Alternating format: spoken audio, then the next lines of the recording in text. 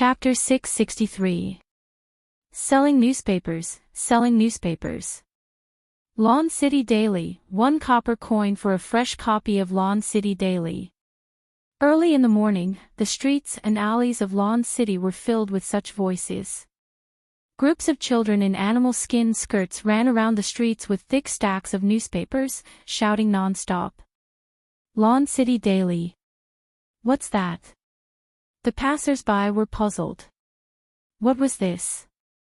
Black Bamboo Academy's new daily.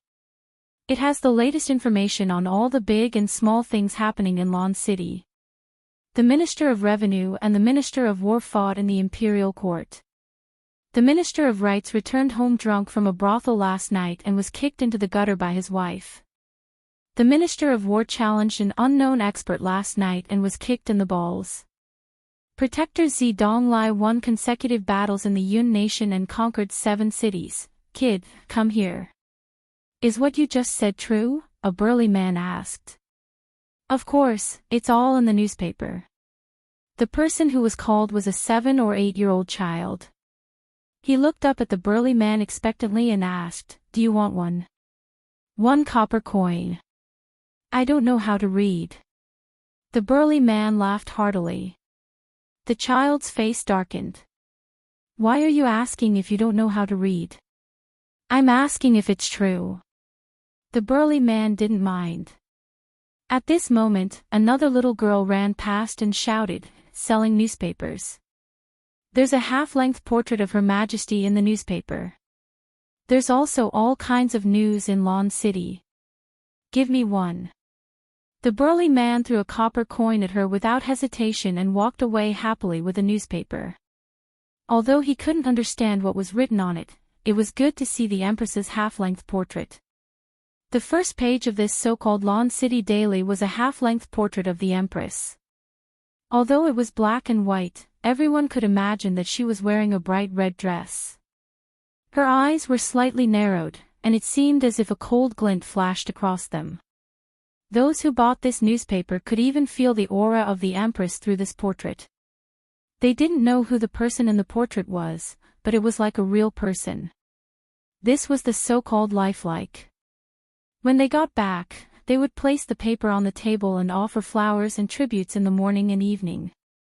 More than one person thought so. Some people even made a wooden frame and placed the newspaper in it. It was easier to place it this way. Sir, see, the newspapers are selling well, but most of them are buying for His Majesty's bust. Not many people are literate. I'm afraid we won't be able to sell so much after tomorrow. In the afternoon, more than half of the newspapers had been sold out. Zhu Zhua, the director of the Department of Commerce, reported to Renbaqian. It doesn't matter. If you can't sell them, send them to various places and paste them on the streets and find someone to read them, Renbaqian said. The newspaper could, on the one hand, enlighten the people, and on the other hand, it could be used as a source of persuasion. It didn't matter even if they lost money. Moreover, this thing could not be used for compensation. However, Renbaqian had the foresight to publish the Empress's half-body photo in the newspaper. At the very least, the reputation of Lawn City Daily had spread. After the Martial Arts Center opened for business, another month had passed in Dayo. During this period of time, Renbaqian had built a paper mill that mainly produced 2 types of paper. One was to make newspapers, and the other was to make toilet paper. After that, he left paper mill to the Ministry of Works. If it wasn't a very valuable item or a luxury item that could only be used for a short period of time, such as mirrors and glass, he didn't intend to get involved at all. This was to prevent him from getting a reputation of competing with the people for profits. It didn't matter to him, but he still had to consider the Empress. This also gave the Ministry of Works and the Ministry of Revenue some benefits. As for the content of the newspaper, it was basically provided by the students of the academy. The students were very interested in these new things during their spare time and brought out a lot of the secrets of the various residences. For example, Tong Lan didn't hesitate to reveal the dark history of her grandfather, Tong Zhenya. It was enough to write a special column for several issues of the Tong Residence. Renbachyan left the office of the Ministry of Commerce and went to the area between Beihong District and Julian District. There, a small area of houses had been cleared and a circular plaza had been emptied. In the middle of the plaza were piles of cement, red bricks, and thick tree trunks. There were also many aboriginals coming and going. The clock tower was currently being built here. Currently, more than half of the 60 meters tall clock tower had been built. It was estimated that it would be completed in another month. The Zhang family was also busy building the huge tower clock on top of the clock tower. If everything went smoothly, the clock tower would be completed within 2 months. It could also be said to be a landmark of Lan City. After looking around the clock tower for a long time, Renbachyan returned to the palace and saw the Empress standing in front of a table. The table was covered with brush, ink, paper, and inkstone. The Empress stood there for a long time with a brush in her hand before moving it swiftly. Renbachyan walked over and saw the Empress drawing something. He immediately laughed and said, "Your Majesty is actually drawing. Why are you in such a good mood today?" "Well, I have to calm down. It is said that drawing has this effect." The Empress quickly finished drawing and threw the brush aside. She stretched her body and waist, exposing the beautiful curves of her upper body to Renbachyan's eyes. The Empress felt that her cultivation level was still increasing recently, which made her somewhat vexed. She almost didn't need to cultivate. It seemed that her cultivation level was increasing casually, regardless of whether she was happy or angry. Occasionally, she would have an epiphany, and her cultivation level would increase substantially. If she hadn't forcefully restrained herself previously, she would have broken through to the cardinal heaven level and reached the level of the late emperor. However, despite restraining herself, her strength was still gradually increasing, which made her somewhat vexed. Recently, she had been worrying about her rapid growth. If others knew about her troubles, they would probably vomit 3 liters of blood and hang themselves. How many people were stuck at a bottleneck and couldn't advance an inch? How many people worked day and night in order to advance further? On the other hand, the Empress was vexed that she couldn't control the speed of her growth. "Your Majesty, is this drawing comical?" Renbachyan looked at the thing on the paper and was immediately shocked. It was a round ball with 2 crescent eyes and an arc at the bottom. If this wasn't comical, what was? "What's comical?" The Empress was a little puzzled. She then pointed at the balls on the paper and said, "The sun, the red moon, and the yellow moon. Don't they look like them?" Renbachyan was silent for a long time. "Well, there are indeed 2 moons in this world, one red and one yellow. The red moon can be seen every day, while the yellow moon can only be seen once every 3 days. However, no matter how I look at it, your drawing is comical. The standard is equivalent to a kindergarten. However, you are the Empress, and you have the final say. It looks like it, but I was too stupid and didn't think of it for a while. After hearing what your Majesty said, it was indeed like this. If it was colored, I would have been able to recognize it at a glance. Your Majesty is able to draw such a picture with just one hand. Ordinary people can't compare to you. Do you think I'm a fool? You are fooling me again." The Empress glanced at him, flicked her sleeves, and walked back to the couch. "How can that be? It's impossible to draw such a round sun without practicing for 8 to 10 years. In the past, there was a great painter who drew eggs for several years but couldn't draw 2 identical ones. Later on, he became one of the most famous painters. Look at your Majesty's drawing. It's almost the same as a compass. If your Majesty were to draw another one, I'm sure you would be able to reach this level.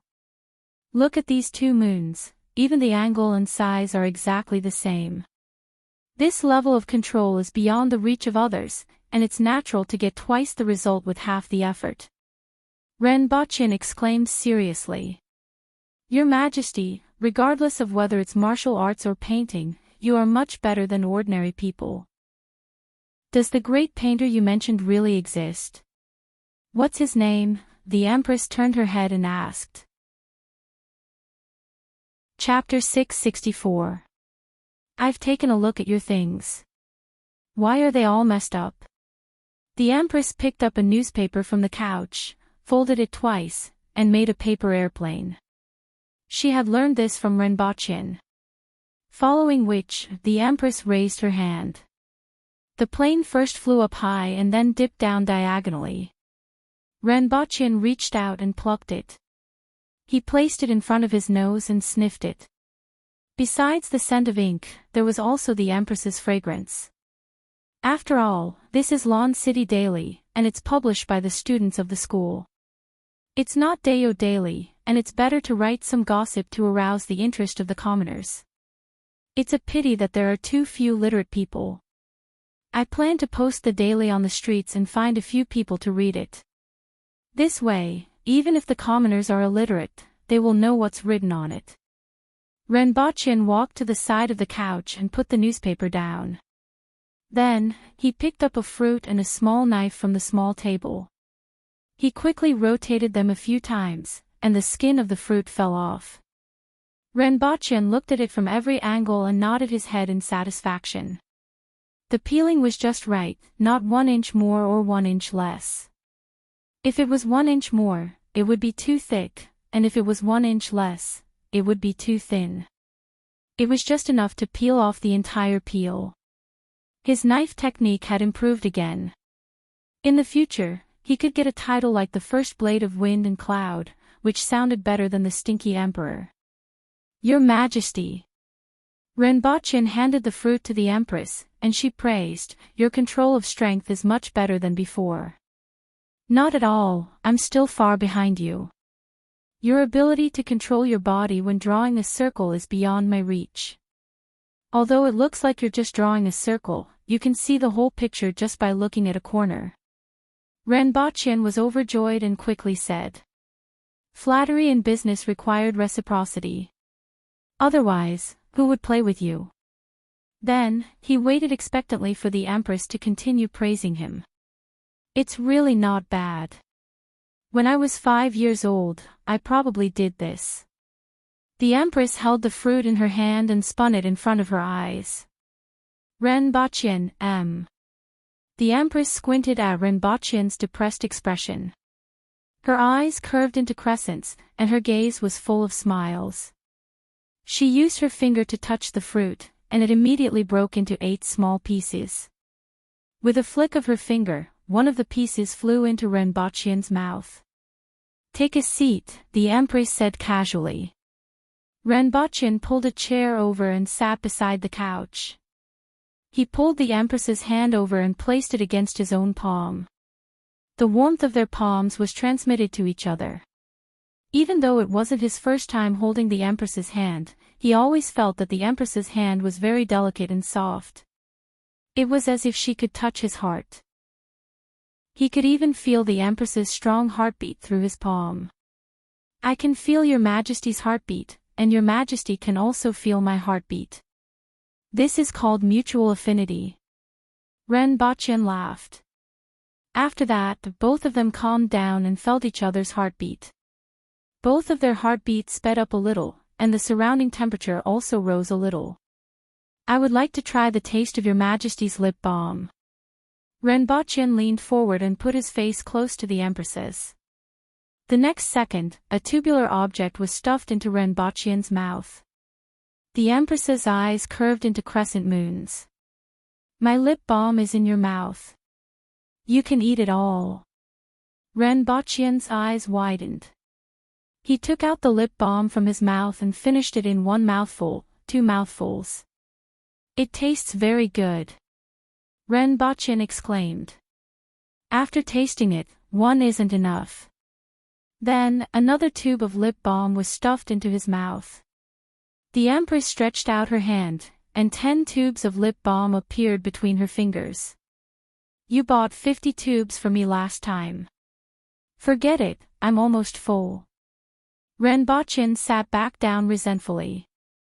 The Empress looked at Rinpochen, and there seemed to be something in her eyes. Then, she quickly extended her head and lightly touched his lips. The soft and gentle touch only lasted for a moment before parting ways. The lip balm on your Majesty's lips is much sweeter than this. Rinpochen held the empty tube in his hand. Why didn't I know?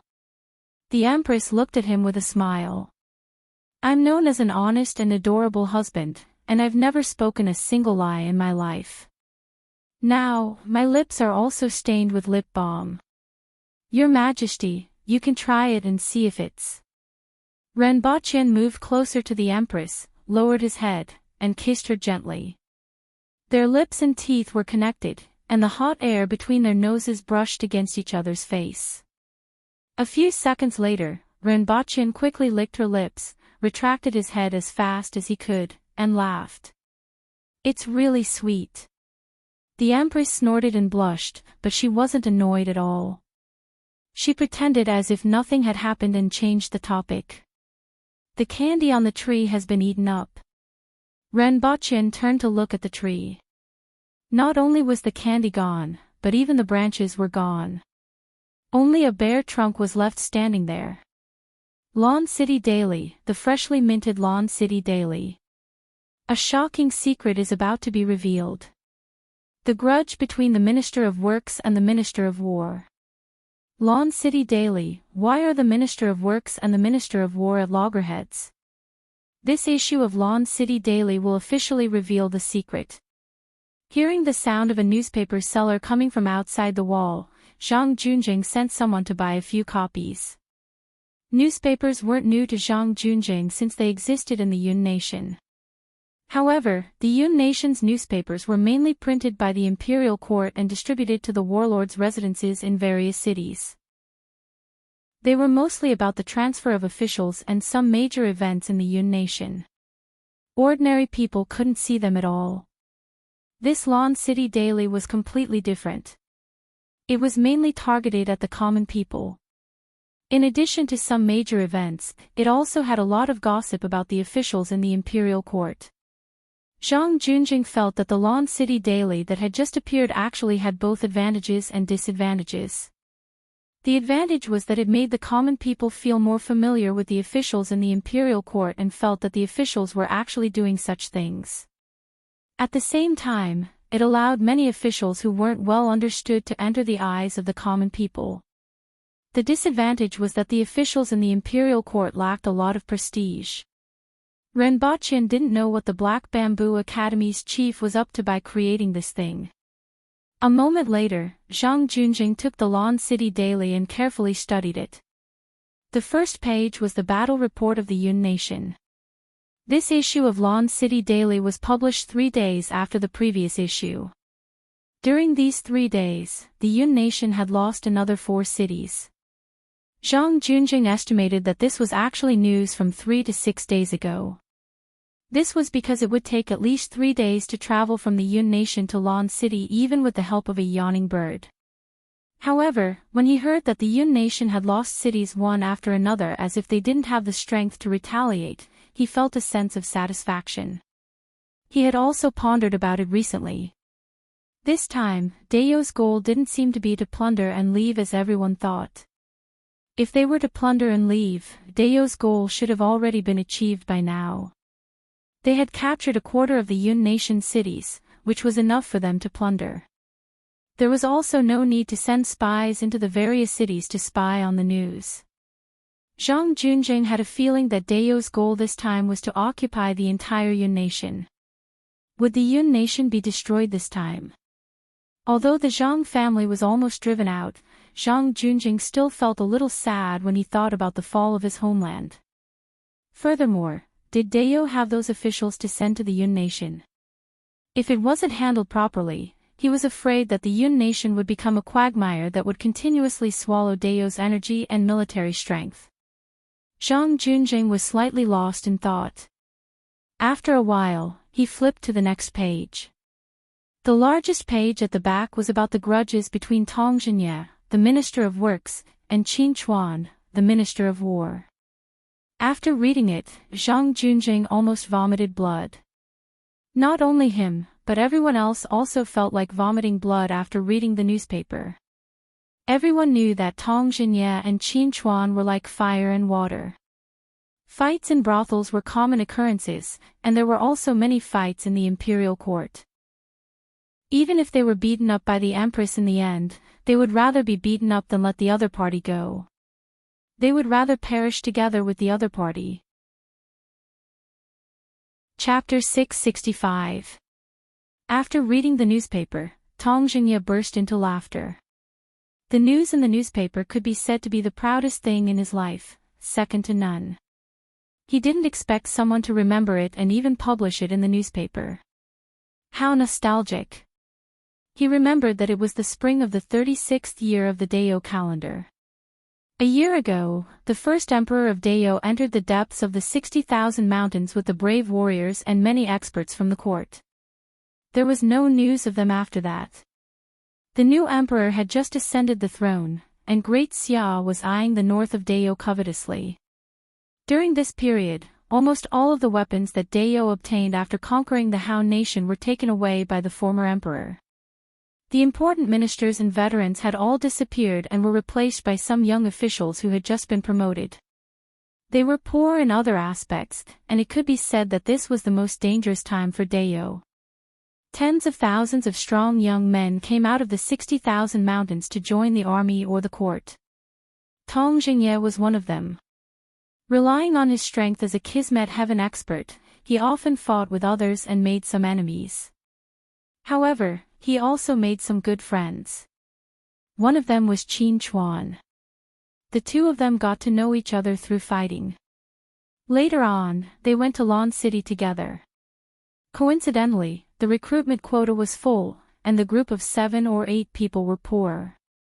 They lived in abandoned houses in the city and didn't even have food to eat. A few of them decided to dine and dash. At most, they would be beaten up. In the end, the others didn't put down their pride and went all the way to the Yun nation to plunder a lot of fruits. Now, they were all serving in the Protectorate of the Northeast, and one of them was the Protectorate of the Northeast's Deputy Protector General, Ji Xing.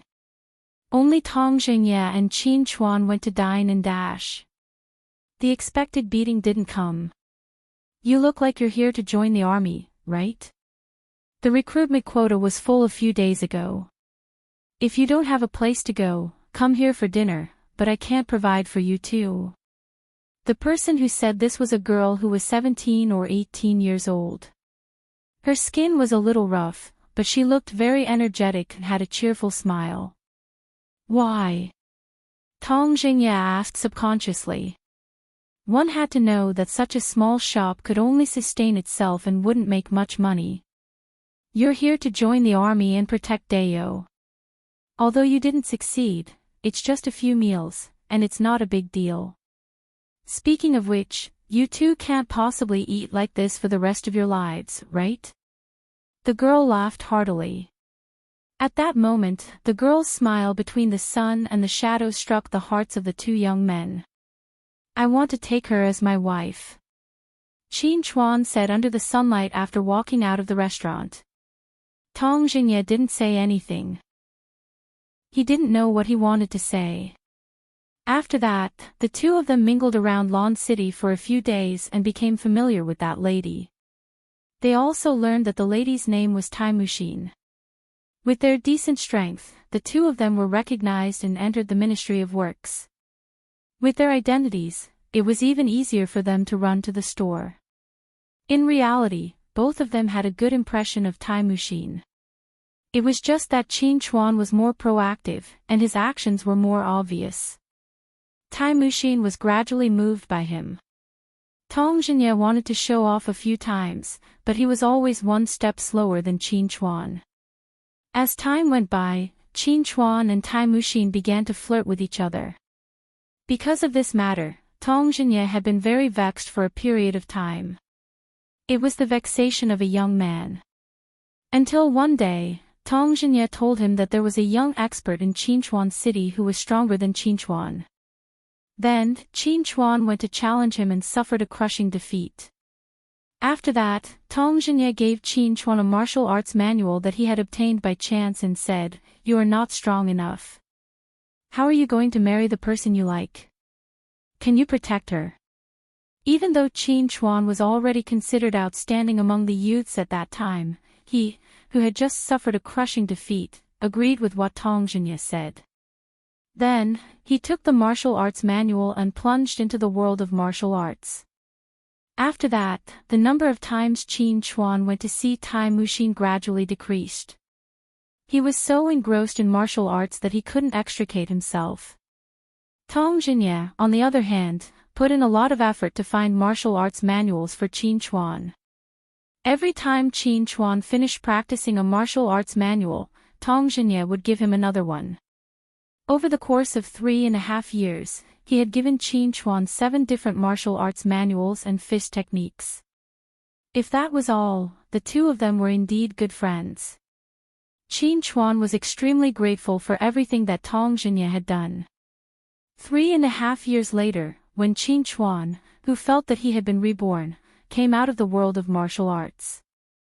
Tai Muxin and Tong Jinye were already engaged. At that time, Qin Chuan was in a bad mood. However, at that time, Qin Chuan still didn't suspect Tong Jinye.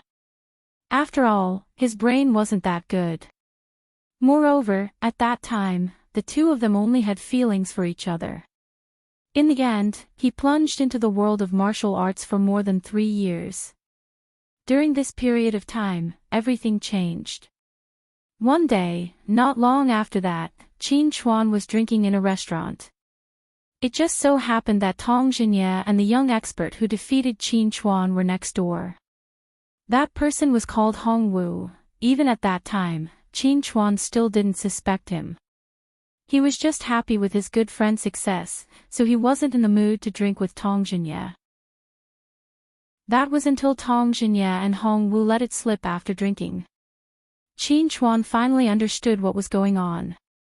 From then on, Qin Chuan and Tong Jinye turned from good friends to enemies. It wasn't until Tai Muxin died a few years later due to excessive blood loss after giving birth that the two of them became mortal enemies.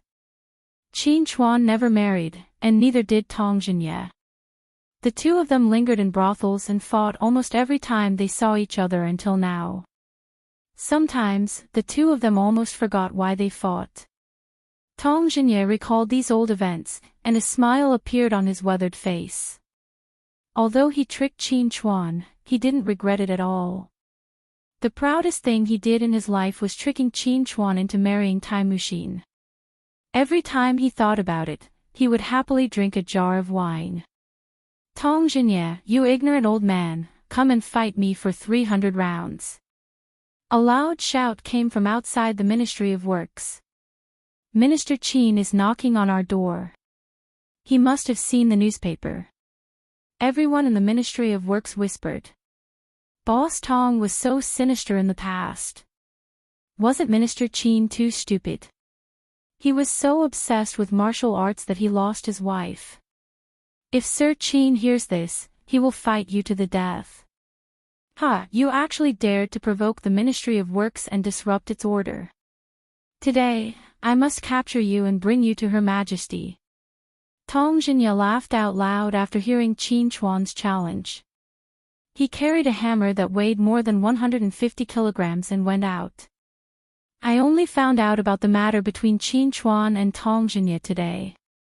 I didn't expect it to be like this. The Empress put the newspaper aside and sighed. She didn't know why, but the content of the newspaper made her feel a little strange. It seemed to be sympathy for Qin Chuan. No wonder Sir Tong. Love is like a battlefield, and the first priority is to defeat the enemy. Sir Tong only used a small trick to make Sir Qin obsessed with martial arts. In the end, strength is still the most important thing in Sir Qin's eyes, Ren Bachin said with a smile. He picked up a fruit and put it in the Empress's mouth. He casually scraped her lips, making her feel as if she had been electrocuted. Your Majesty, Minister Qin and Minister Tong are fighting outside the Ministry of Works, Xianjia came in to report. This is the trouble caused by your newspaper. The Empress rolled her eyes at Rinpoche. Forget it. On account of what happened to them, I will let it go this time and ignore them. It was rare for the Empress to be soft-hearted. Half of the Ministry of Works has been demolished, and the two of them are demolishing the Ministry of Rights. Next to the Ministry of Rights is the Ministry of Revenue. Xanja continued. The Empress's face immediately turned cold. She originally wanted to spare the two of them, but this time, she couldn't even spare them. Chapter 666. Let's find something to play. We can't possibly play with bees every day. Let's find something new. In a villa on Shi Mountain in Shanghai, 12 winged cavalry warriors sat in the living room looking bored. They practiced martial arts and drank every day here, and it was really boring after a long time. Tiny one, is there anything fun to play? Poker. Fight the landlord. Ding Jia shifted his gaze away from the tablet. I've played it before. It's not fun. The winged cavalry warrior shook his head. Fight the landlord. Mahjong. Ding Jia asked. It's too troublesome. My head feels like it's going to explode when I play, one of them said. Everyone nodded. What do you guys want to play then? Ding Jia asked helplessly. He had already figured out the nature of this group of people over the past 2 years. To put it nicely, they were straightforward, but to put it bluntly, they were stupid. I want to chop someone up. One of the winged cavalry warriors sighed.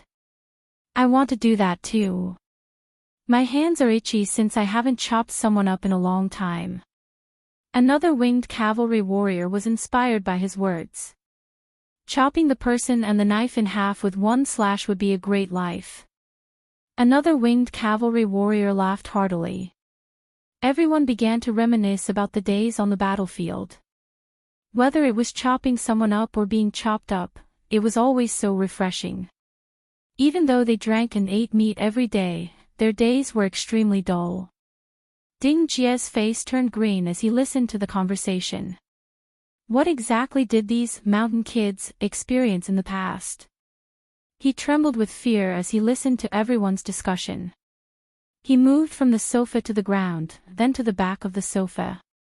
He then curled up, afraid that this group of bears would take out their knives and chop him up in the next second. While everyone was discussing, someone slapped his thigh and said, I just thought of something fun. What do we play? Everyone looked over. Don't we have so many guns? There's a game called Battle Royale in this world. Each of us will hold a gun, and we'll die if we get hit. Whoever doesn't get hit in the end wins. What do you think? That person suggested. Sounds good. One of them nodded.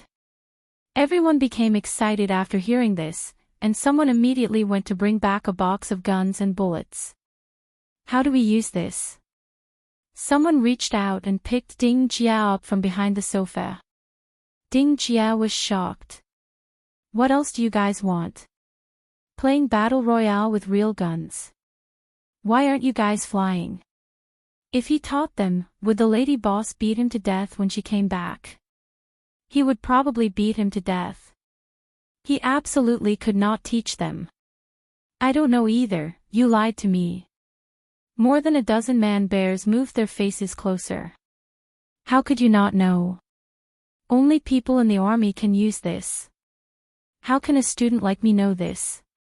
Ding Jia denied with a long face. You're really useless. Everyone had a look of contempt on their faces. Ding Jia had a bitter expression on his face, but he heaved a sigh of relief in his heart. No matter what, it was fine as long as they were not allowed to play this game. I can use this. One of the winged cavalry warriors said as he picked up a flash bullet from a box. I know that too. Back then, we used this to break into the city, and it was indeed very useful. Everyone suddenly thought of the time when they attacked Tianjing Basin. Shall we play this? One of the winged cavalry warriors suggested.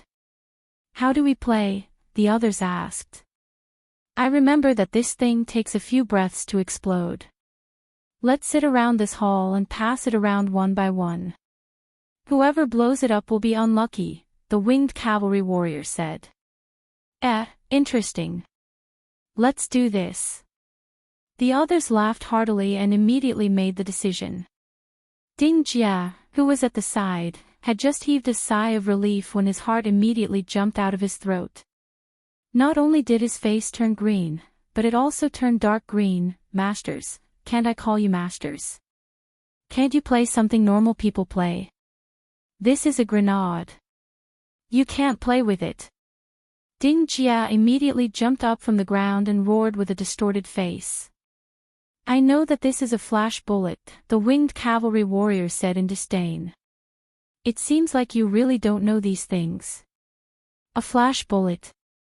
Ding Jia looked at it carefully and found that it was indeed different from the grenades he had seen on television. If it was a flash bullet, wouldn't it be fine as long as he closed his eyes? Thinking about it this way, it seemed fine.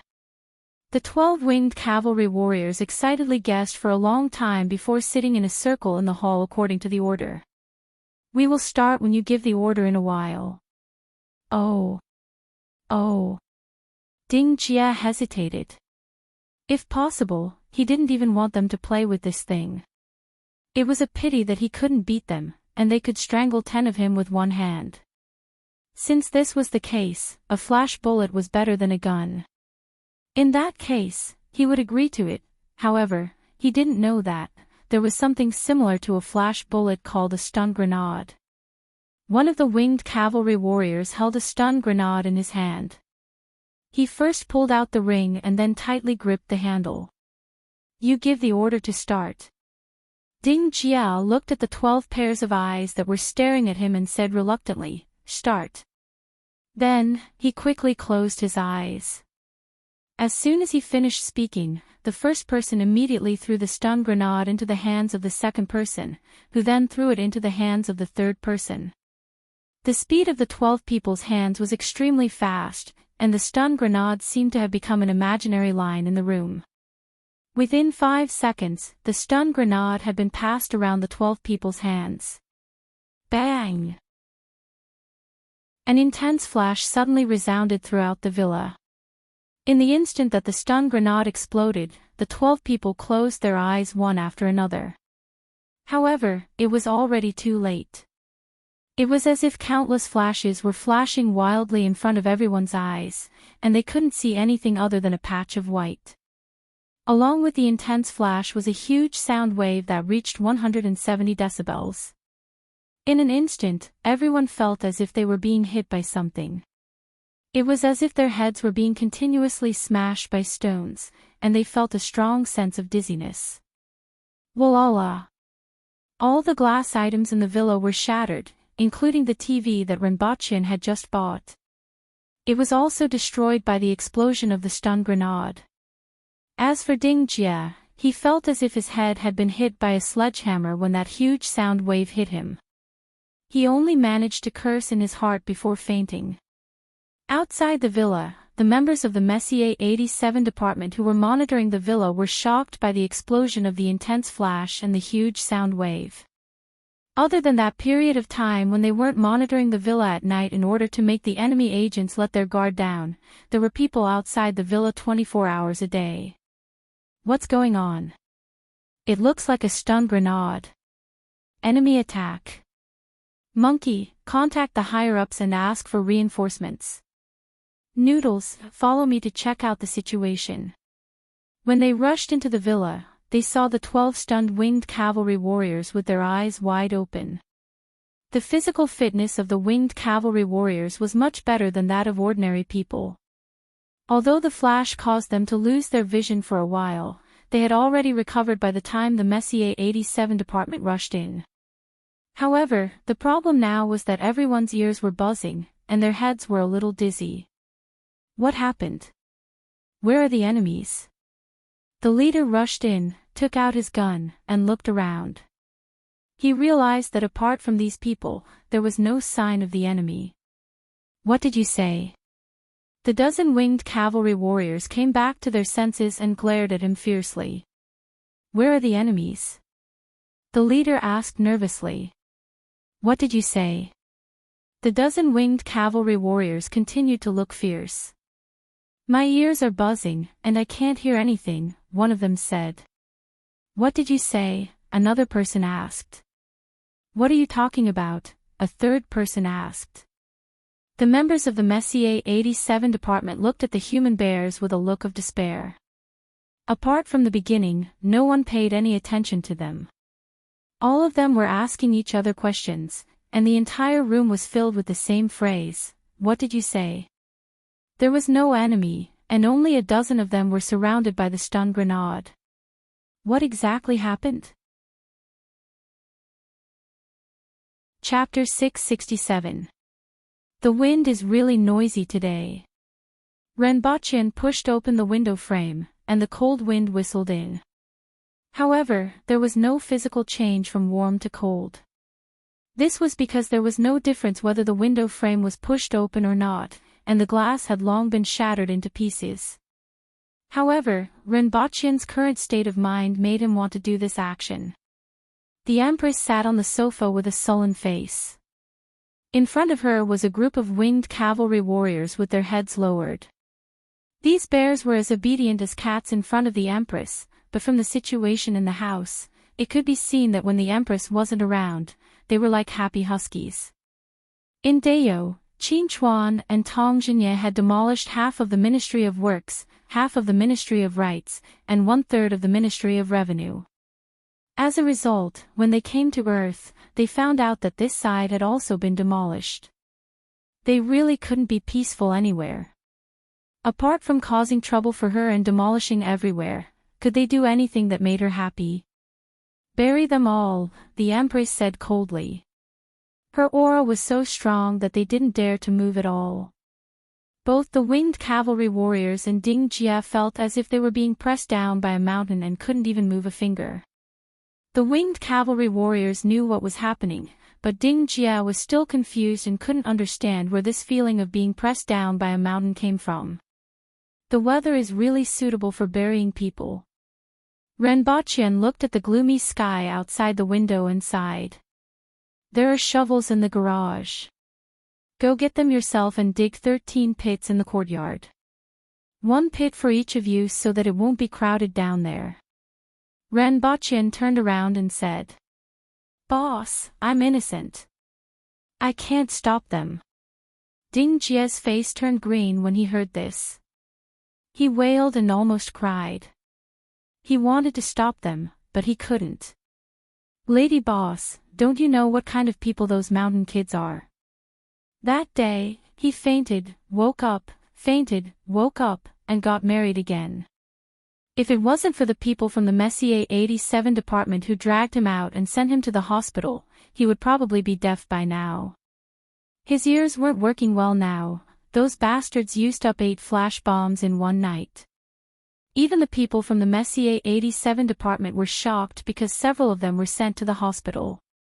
Renbochin pondered for a while. It was fine if those winged cavalry warriors were buried, but if Ding Jia was buried, it would really be over. Forget it, Ding Jia has nothing to do with this time, so I'll let him off. Aren't you going to dig a hole? Renbochin turned around, leaned against the window sill, and looked at the winged cavalry warriors who were as obedient as kittens. The Empress withdrew her aura, and the winged cavalry warriors felt as if they had been pardoned from a crime. They quickly went to the garage to get a shovel to dig a hole. "Boss, I really stopped them. They were going to play Battle Royale with their guns, but I stopped them and turned them into flash grenades. Who knew that the explosion of a flash grenade would be so powerful?" Ding Jia looked depressed. "Forget it." Renbochin waved his hand.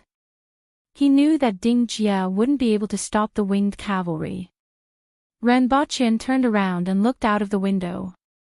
More than 10 winged cavalry warriors came into the courtyard with a few shovels. In just a short while, they had dug 13 pits that were 1 meter wide and 2 meters deep. They even dug out yours.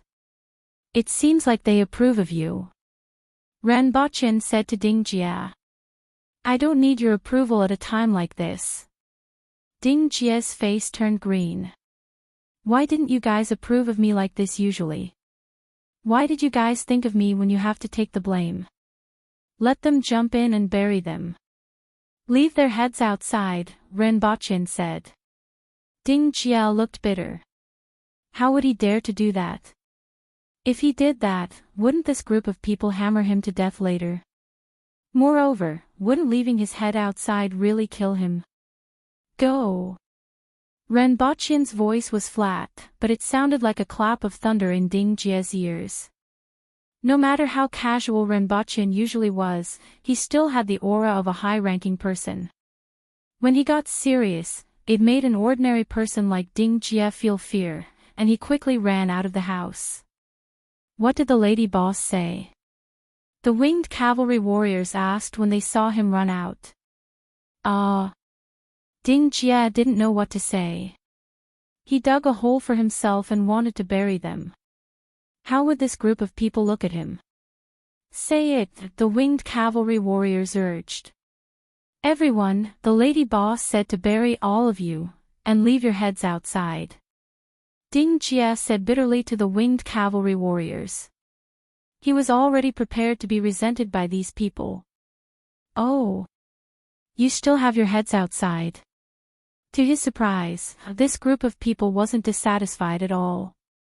Instead, they happily found a hole to jump into. Ding Jia was tongue-tied as he looked at these people. His tongue almost jumped out of his throat. He had no idea what was going on in these people's minds. Sure enough, he was still too young. These people could use stun grenades to beat drums and pass flowers, which showed that their brains were different from ordinary people. Xiao Budian, that hole is left for you. Someone pointed at the empty hole and laughed out loud. I don't need it. Ding Jia didn't know what to say. The lady boss asked me to be responsible for burying them. Then you bury them. Wait, this hole is a little small. I'll change it. Mine isn't very comfortable either. Give me the shovel, I'll dig a few more times. Ding Jia was dumbfounded as he looked at this group of people changing holes and continuing to dig. They were burying people alive. Were they playing?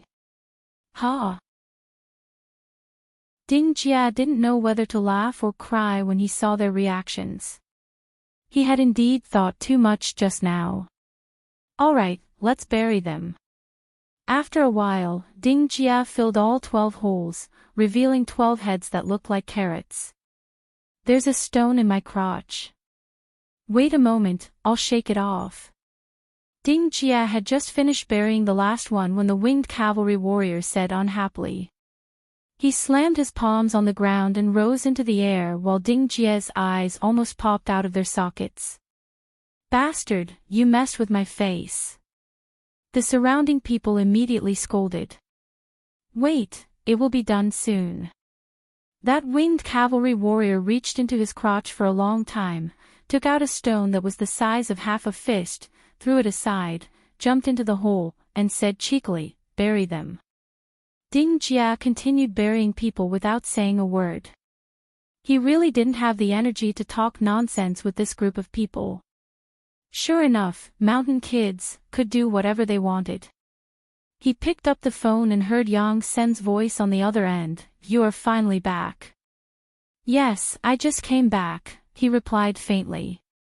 I heard that you are digging holes to bury people? Yang Sen asked. No lives will be lost. Ranbochin sighed. These people were very thick-skinned. That's good. You should take care of them. They are going to fly into the sky. Yang Sen didn't know whether to laugh or cry on the other end of the phone. He didn't know what to say when he thought about what those people had done in the villa. Using stun grenades to play the game of drumming and passing flowers? What were they thinking? The few subordinates that he had sent were immediately hit. They didn't even have time to run away. They were stunned by the loud sound of the stun grenade. Chapter 668. Brother, you are back. Are you going out for dinner tonight? Okay. Ren Wanyan was pleasantly surprised when he received the call. These days, his brother had been disappearing from time to time. He only showed up once every half a month, didn't answer the phone, and didn't care about the affairs of the martial arts center. Finally, he could catch someone again. He put down the phone and thought about it. His girlfriend seemed to have a big misunderstanding about his brother. But it couldn't always be like this. After all, on one side was his girlfriend, and on the other side was his brother.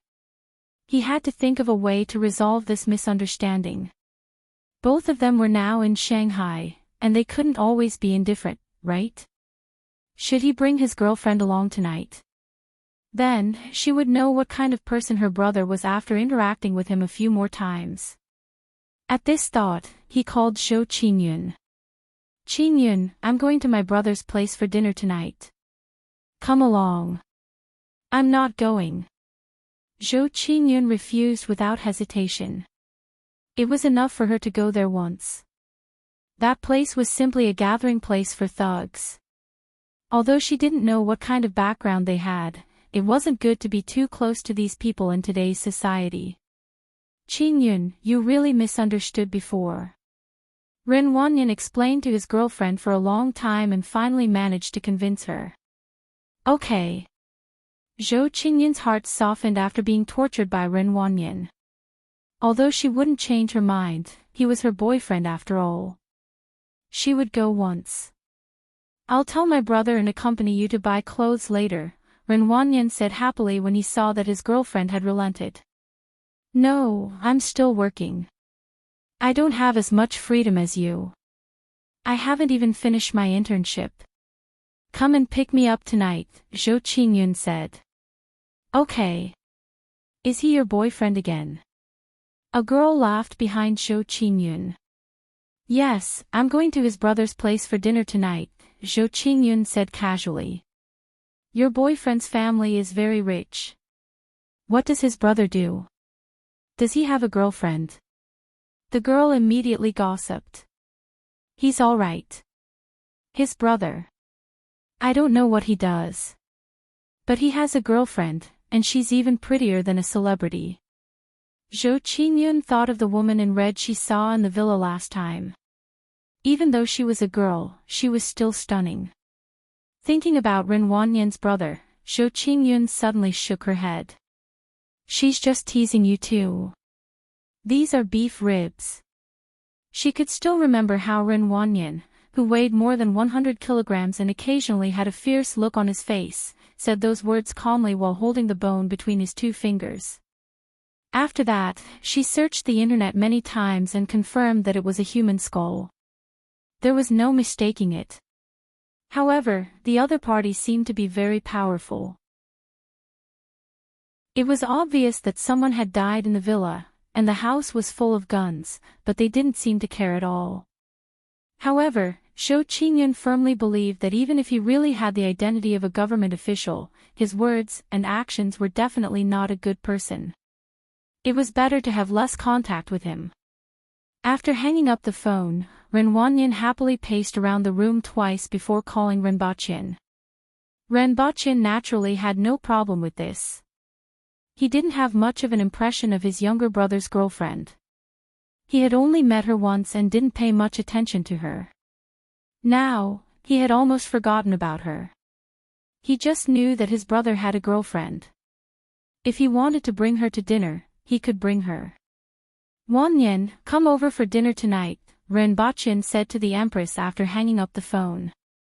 Oh. The Empress lazily leaned on the sofa, threw the phone to Ren Baqian, and said, I want to watch The Legend of Han Peopeo's Journey to Immortality.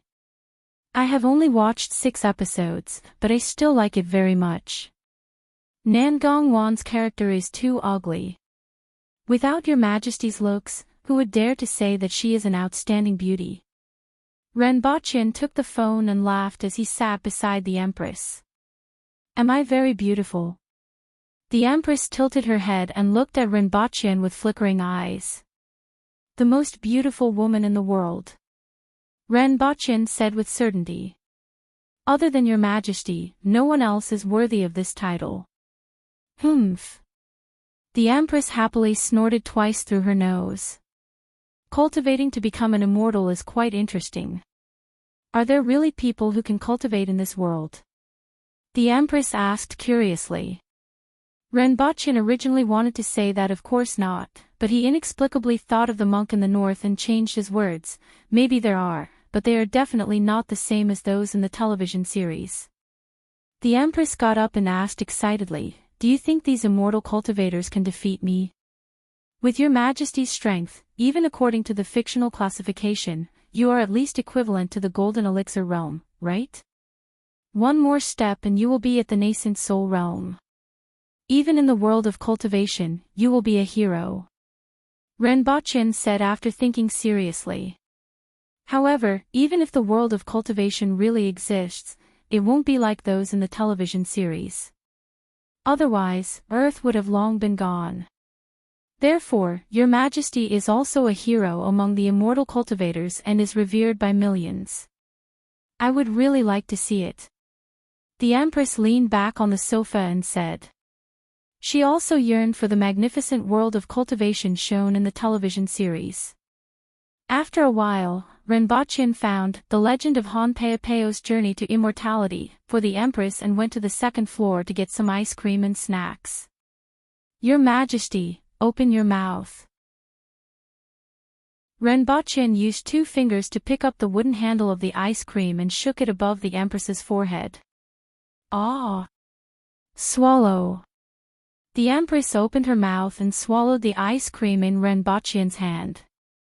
Then, she spat out an ice cream stick.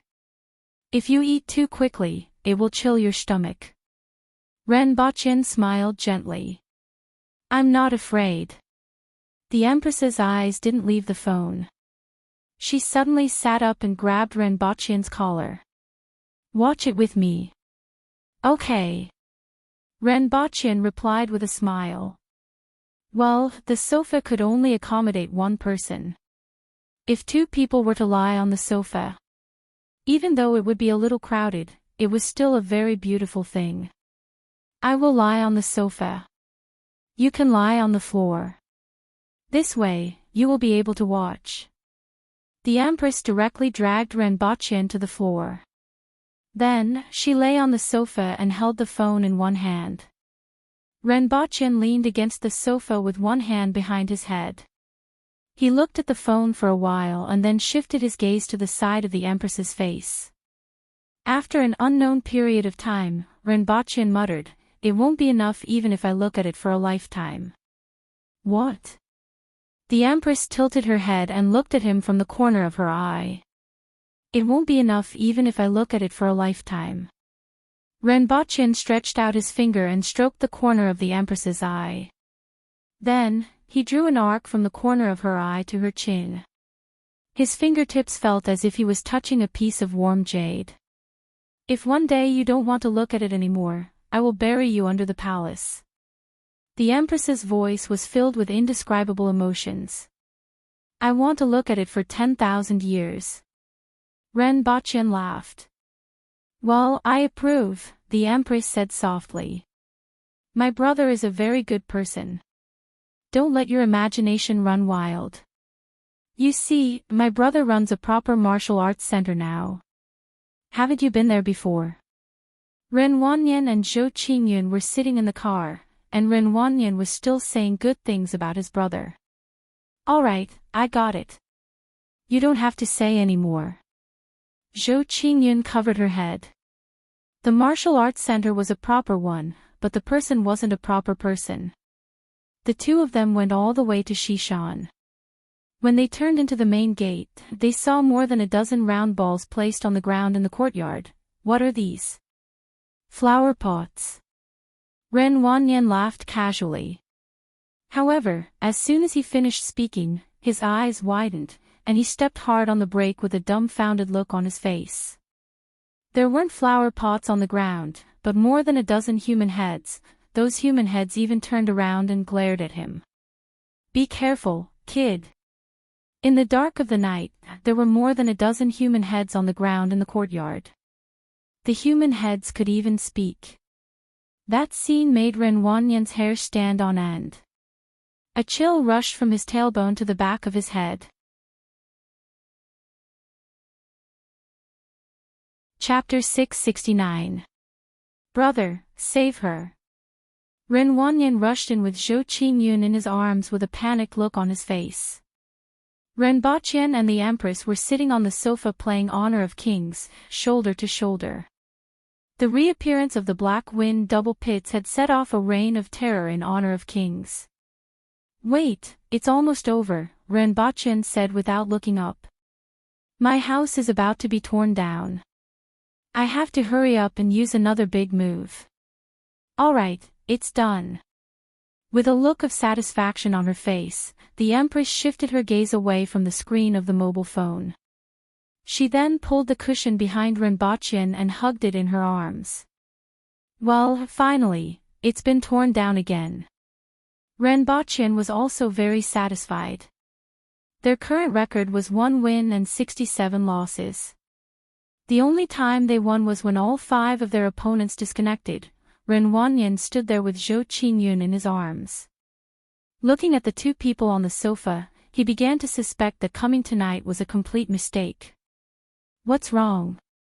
Ren Baqian put his phone aside, adjusted his sitting posture, and looked up. She seems to have fainted. Ren Wanyan looked down at Zhou Qingyun, but his face showed that he was very worried. Find a place to put her down. She'll be fine in a while. Why did she faint?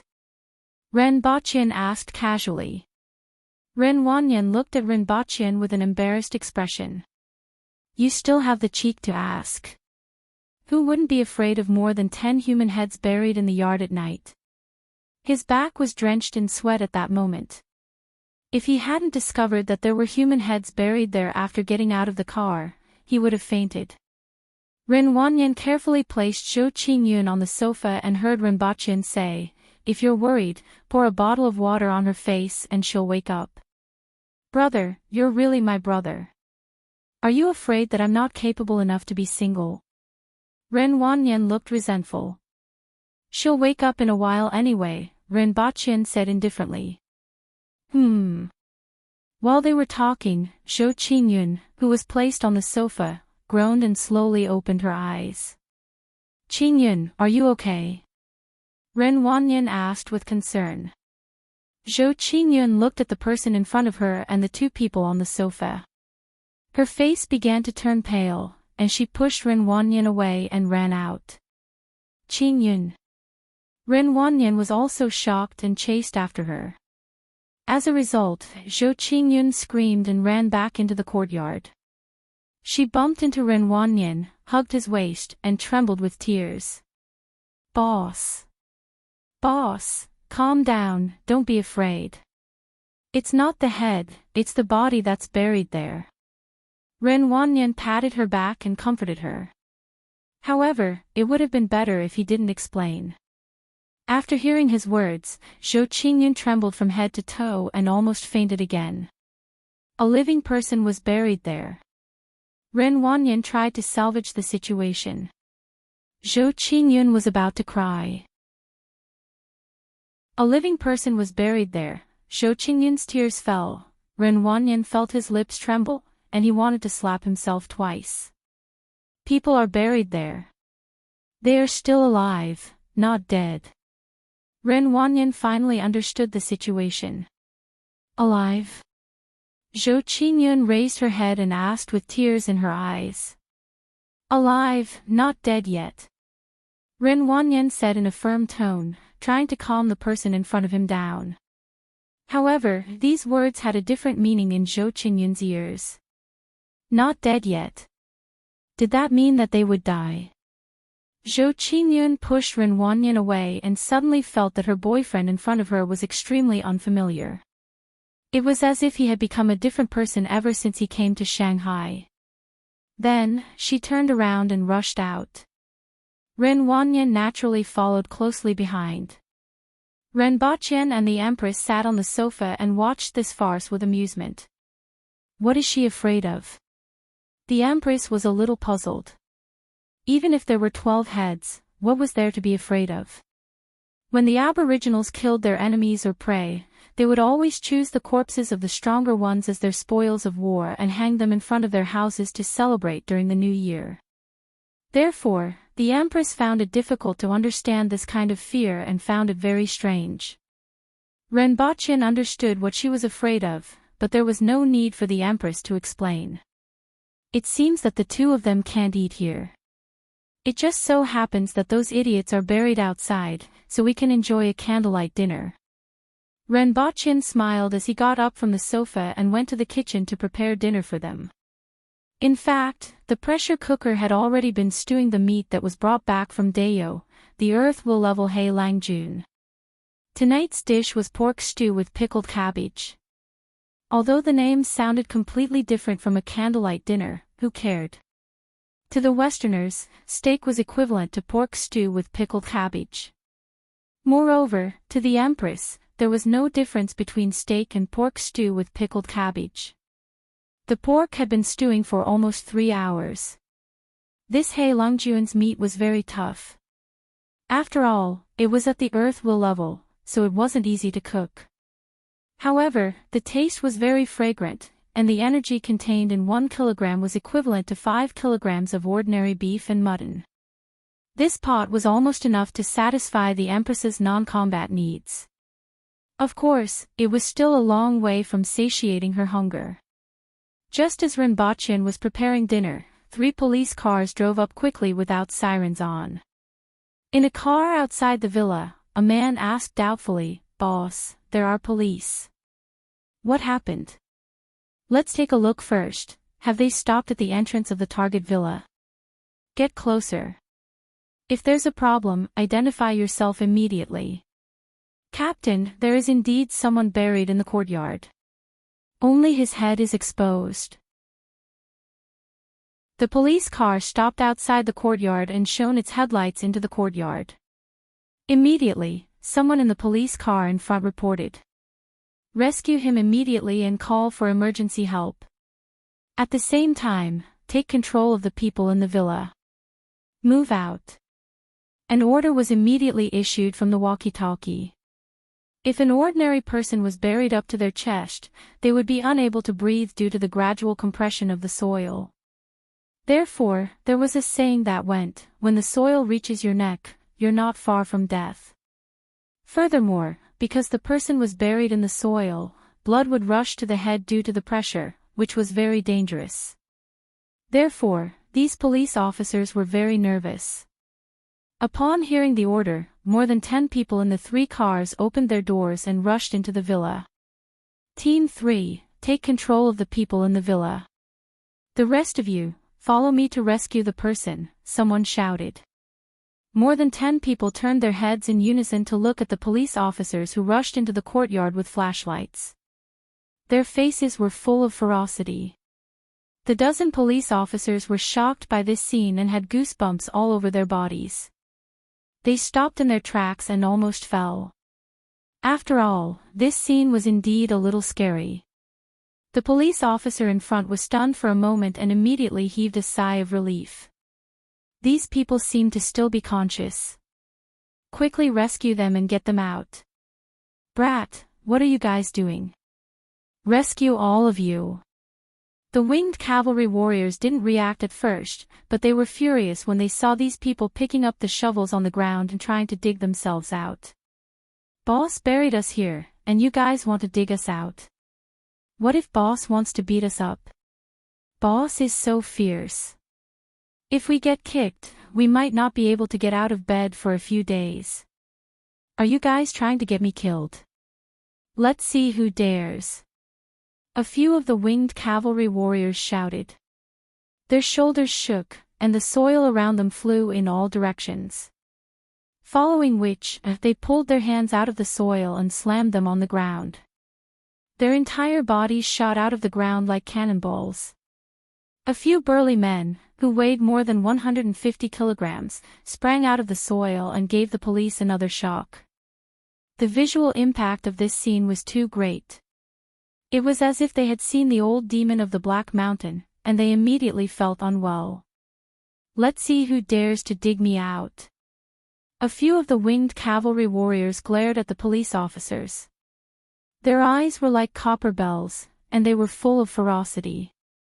Since you have already come out, there's no need to dig anymore.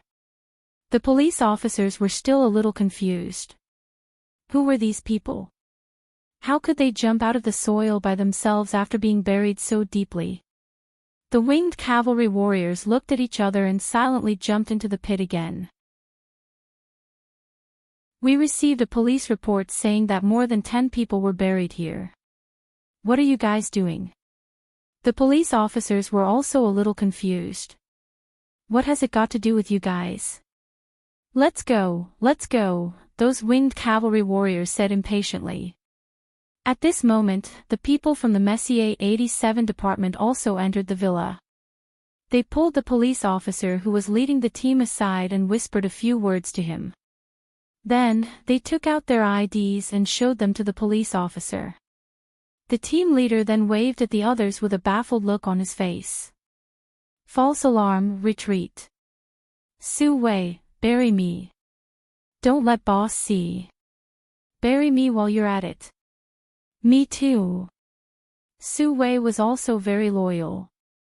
Without any hesitation, he jumped out of the pit with a shovel and buried the others. Then, he jumped into the pit and pondered deeply. Chapter 670. Want to go up and take a look? Renbochin parked the car in front of the martial arts center, turned around, and pressed on the keyboard with one hand. He placed the other hand behind the Empress's head, lifted a strand of her fine black hair, and slowly twirled it with his fingers. The Empress slapped Renbochin's claw until it was swollen before saying coldly, "I'm not interested." In that case, I'll go up and take a look. Renbochin retracted his hand and sniffed the fragrance between his fingers. Although he already understood the development of the dojo from the reports, he still wanted to see it with his own eyes. Renbochin took out a pair of sunglasses from the glove compartment of the front passenger seat and helped the Empress put them on. After adjusting the sunglasses, he smiled and said, "This way, others won't be able to see your face clearly. I don't want to see a crowd around the car when I come back. I'll be back soon." When Renbochin entered the martial arts center, the two receptionists still remembered him. Upon seeing him, they hurriedly greeted him, "Boss." "It's all right, I'll go up and take a look." Renbochin waved his hand to dismiss them and went up to the second floor. Before he even reached the second floor, he could hear shouts coming from the second floor. When he reached the second floor, he could see more than 20 people practicing martial arts in the huge space. There were also more than 10 people sitting by the side drinking water. It wasn't one of the winged cavalry warriors who was leading the training, but a strong man in his 30s. Previously, Renbochin had heard from Ding Jia that this person was the instructor of Renren Martial Arts School. When those people came to provoke Lu Qingguo, they were tricked by Lu Qingguo. However, when the winged cavalry warrior kicked the sandbag, they were almost scared to death. Without another word, they left the martial arts center with their tails between their legs.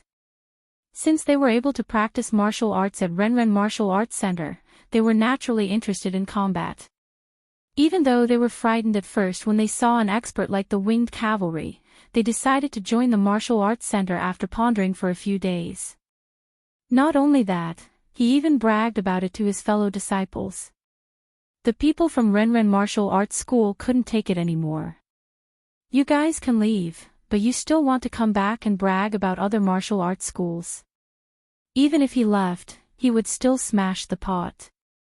Then, the coach of the Renren Martial Arts School came over for an exchange. The result was obvious. That instructor was now the only inner disciple in the dojo. More than half of the Renren Martial Arts School's disciples followed suit. "Boss." Renbochin stood at the side for a while and saw Lu Qingwen and Lu Qingwu jogging over. His voice finally attracted the attention of the people who were practicing martial arts at the side of the field.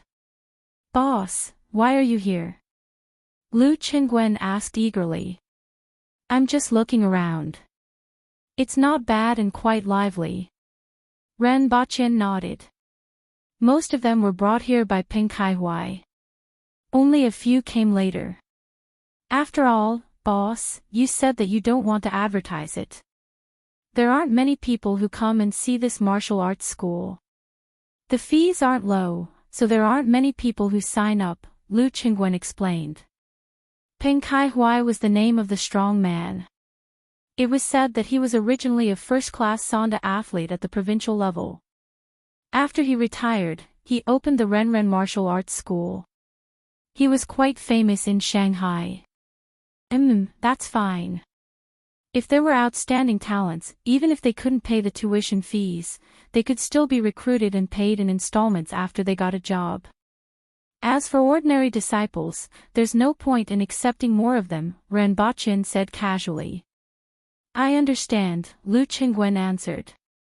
He was secretly thinking that the boss didn't open this martial arts school for money. He didn't know what kind of talents the boss was talking about. It seemed like he had to pay more attention to such people in the future. Logically speaking, those big martial arts schools and sects should have disciples that the boss wanted, right? "Stop for a while. Kaihui, come over here." Lu Qingwen asked everyone to stop and called Peng Kaihui over. "This is the boss. Remember him," Lu Qingwen said. "Hello, boss." Peng Kaihui looked curiously at the valiant young man in front of him. He was about 20 years old and looked like he was in a high position. His imposing manner made Peng Kaihui feel a faint sense of oppression. However, he didn't look like someone who practiced martial arts, as he lacked the aura of someone who practiced martial arts. "Come, practice with me." Ren Baqian smiled. His hands were itching to fight. In Dayo, regardless of whether it was Tong Lan or the bodyguards, he couldn't beat any of them. He had been working hard but had never won. On Earth, most of the people he came into contact with were ordinary people, and there was no point in bullying them.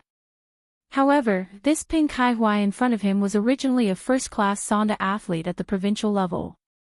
Furthermore, he had been training in the martial arts school for 2 months. Ren Baqian could use him to test his standards. Peng Kaihui was a little surprised. Logically speaking, such a high-ranking person wouldn't personally participate in a sparring match. It's rare for the boss to be interested. "Practice with him," Lu Qingwu immediately said. "Okay." Peng Kaihui nodded and thought to himself that he would go easy on Ren Baqian. However, he couldn't go overboard. It wouldn't be good if the other party felt that he wasn't capable. The two of them walked to the arena in the martial arts school. The students immediately surrounded them and whispered to each other. "Is this the boss of the martial arts school? He looks quite valiant. I wonder if he is a match for the coach. If having a good physique is useful, why do you still practice boxing? After all, he is the boss of the martial arts school. It's impossible that he doesn't know anything, right? The coach is a first-class athlete at the provincial level. Not many people can beat him, right?" Ren Baqian took the boxing gloves, fiddled with them, and threw them back. "He doesn't need to wear this or any protective gear. Put it on for him." Peng Kaihui was in a difficult position. According to him, it was best for the boss to put on the protective gear. It would be fine if the boss hit him, but it would be troublesome if he hit the boss. However, after thinking that he was going to go easy on Ren Baqian, he decided to let the boss like it. After a while, the two of them stood in the middle of the arena. Lu Qingwen waved his hand and said, "Begin." Peng Kaihui stared at Ren Baqian attentively and waited for his next move. Ren Baqian pondered that he was a manual expert. He couldn't possibly make the first move when sparring with someone who wasn't even a manual expert. He just stood there with his hands open and waited for Peng Kaihui to take the initiative to attack. The two of them stared at each other. Come. Renbochin saw that Peng Kaihuai wasn't coming over and could only beckon with his hand. Be careful, boss, Peng Kaihuai said.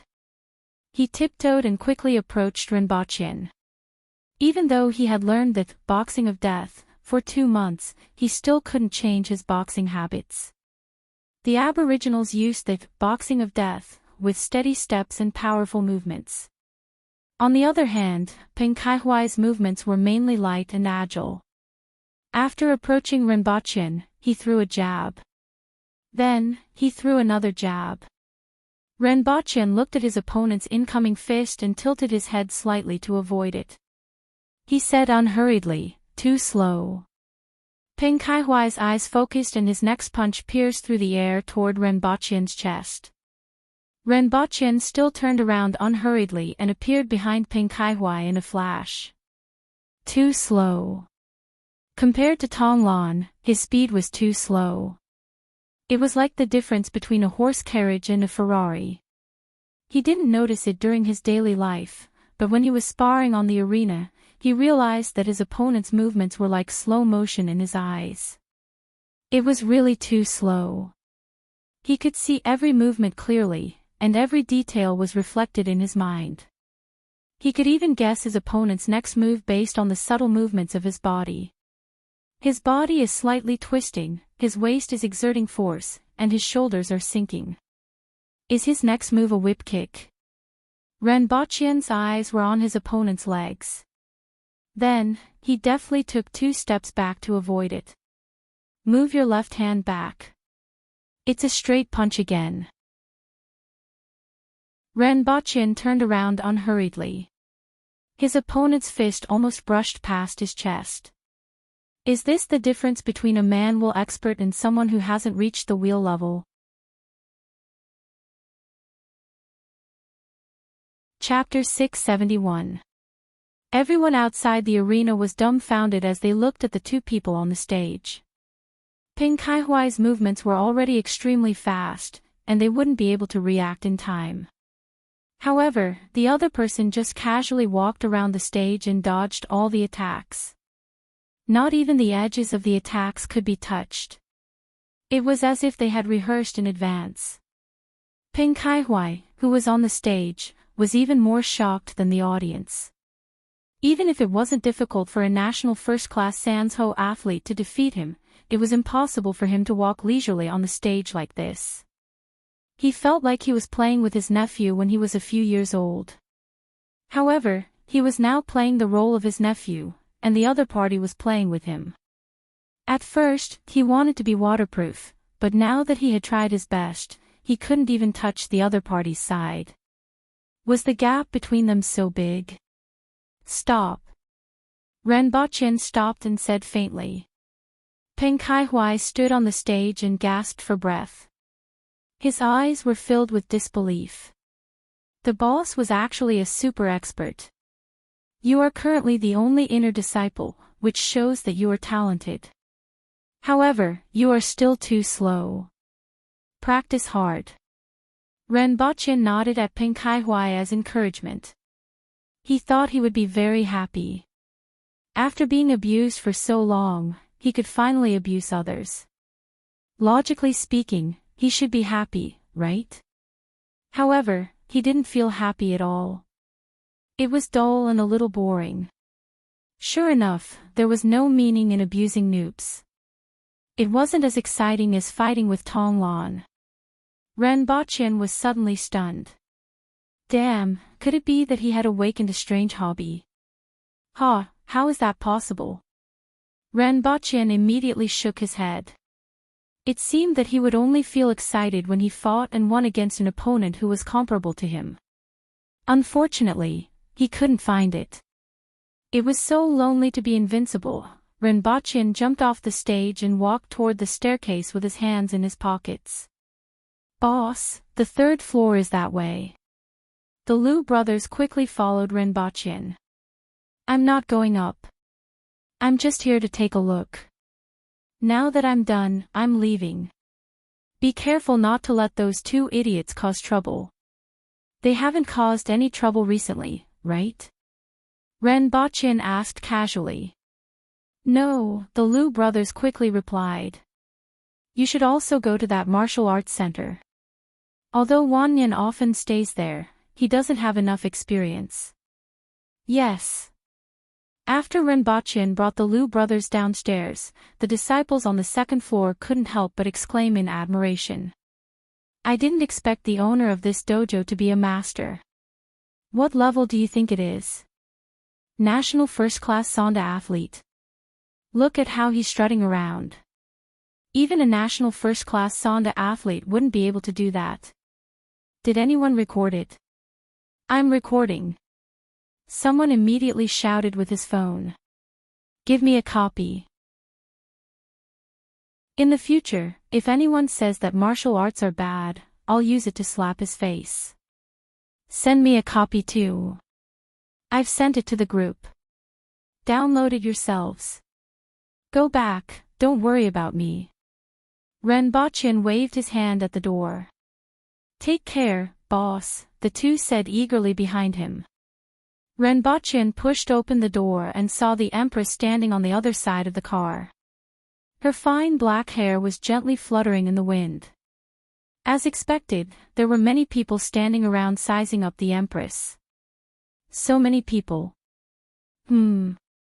And he's even taking pictures with his phone. Can't you be a little more shameless? Renbochin aggressively strode over. When he turned around, he immediately knew why so many people were looking at the Empress. The Empress was leaning against the car and fiddling with her phone. However, there was someone lying on the ground. It was a man in a suit. His face was plastered to the ground, but it could be seen that he was very young. The Empress, who was dressed in red, was stepping on the back of his head. She didn't use much force, but he couldn't move at all. Blind? Renbochin opened the car door and asked casually.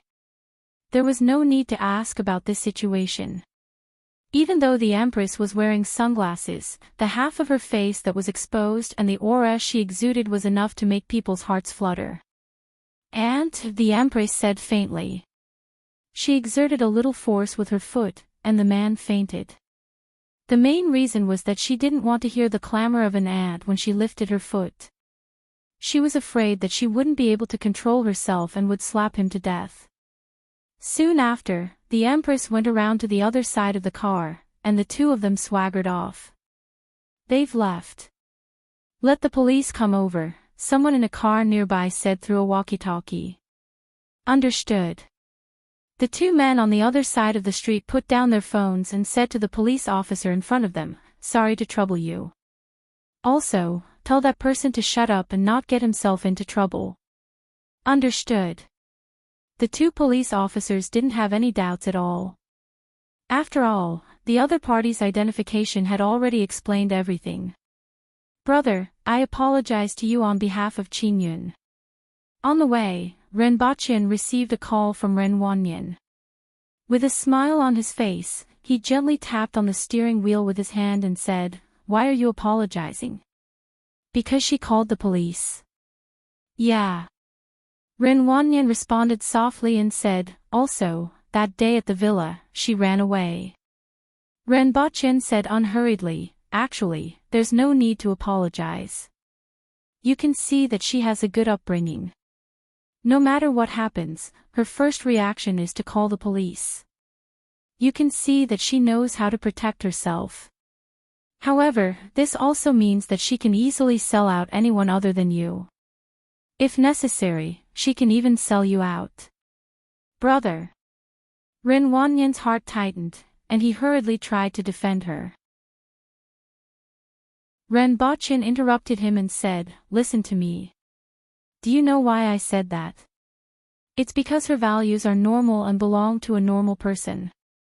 This can be seen from the fact that she immediately called the police after leaving the villa. Growing up, she had too much respect and apprehension. There were too many people and too many methods that could make her submit. In fact, I don't object to you being with her, but you have to know that you have to hide a lot of things from her.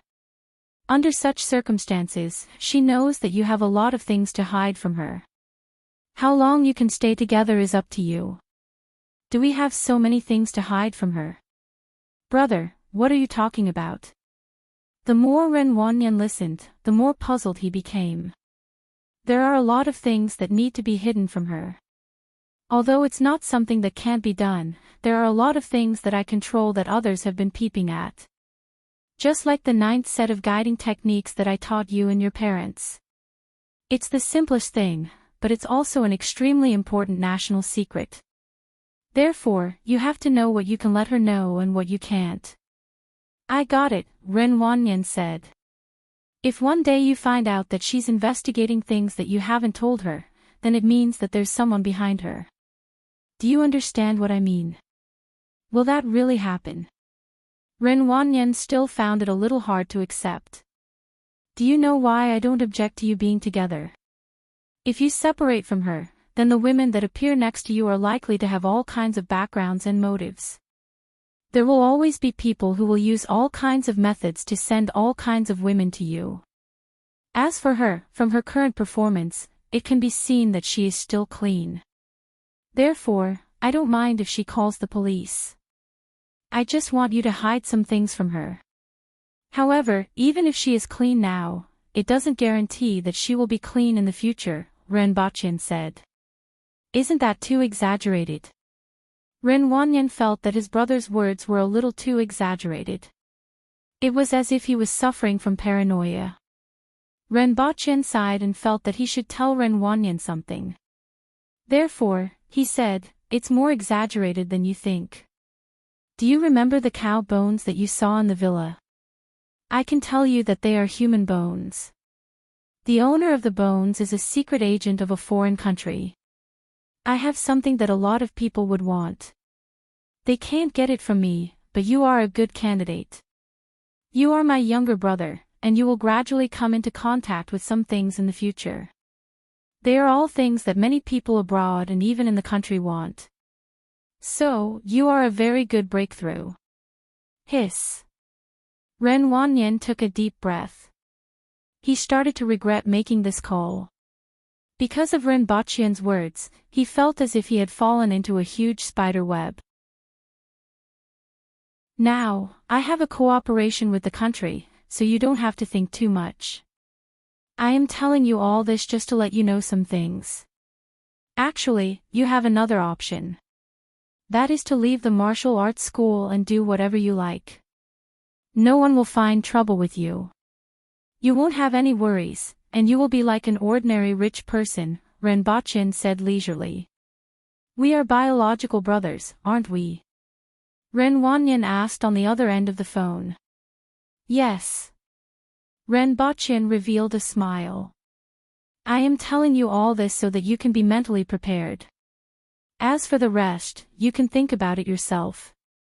Then, he said half-truthfully, in fact, if you go to a nightclub to look for women, I will be more at ease. I know a good nightclub. Hiss. It hurts. How did you know? The Empress turned around and looked at him calmly with a faint smile on her face. Of course, I am teasing him. How would I know about such things? Ren Bachian looked straight at the Empress and replied nonchalantly. Who did you learn this trick from? Television, the Empress replied confidently. Television has taught so many people astray.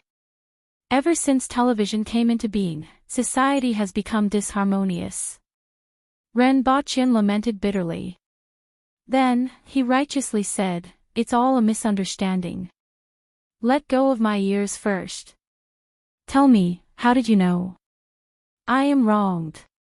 More wrong than Do-yi. More wrong than Chang-yi. Recommend my friends, Peerless Godly Kung Fu app. Watch the app to learn from the Sunflower Treasure. Chapter 672. Ren Bachian held the Empress's hand while his other hand rested on a stack of boxes that contained cakes, candies, and wine. As the light around them began to distort, the scene in front of them instantly changed to that of the Empress's bedroom. Then, they saw a bespectacled lady in metal armor standing in front of them. She cupped her fists and greeted, Your Majesty. The pair of red-rimmed glasses added a feminine charm to Axiange's appearance. Why are you waiting here? The Empress let go of Renbachian's hand and tore the ropes around the boxes. She took down a box from above and opened it. It was full of candies.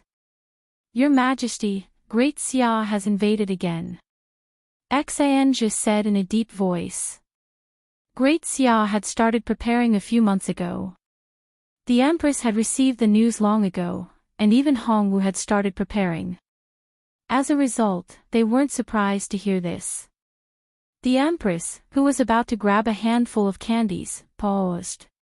She took out a piece of Dove chocolate, unhurriedly tore open the packaging, stuffed the chocolate into her mouth, turned around, and asked, When? What's the situation? The Great Xia army left Yesua Pass last night, crossed the border, and started attacking Ping City, Shun City, and Zus City this morning, Axiange reported. Tell the General-in-Chief who supports the nation to be careful, the Empress said. At this time last year, Great Xia used some unknown method to persuade Lu Pinghai to attack Hongwu. This time, Hongwu was probably the main target of the other party. As long as Hongwu was fine, the Protectorate of the North wouldn't be in chaos. If 20,000 Aboriginal warriors were to be used to defend the city, it would be enough to defend against the enemy's 500,000 soldiers.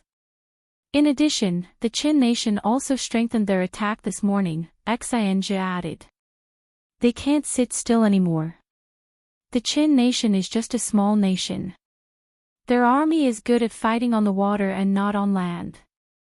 What can they do even if they launch an all-out attack? The Empress sneered. Axiange, you can leave first. Go and release Tong Zhinya and Qin Chuan. Then, inform the ministers to attend the court meeting in 2 hours. Your Majesty, this time, Great Xia is mainly for revenge and to save the Yun nation. Ren Baqian said. Our target is their 500,000 soldiers. As long as they are eliminated, Great Xia will fall into internal strife.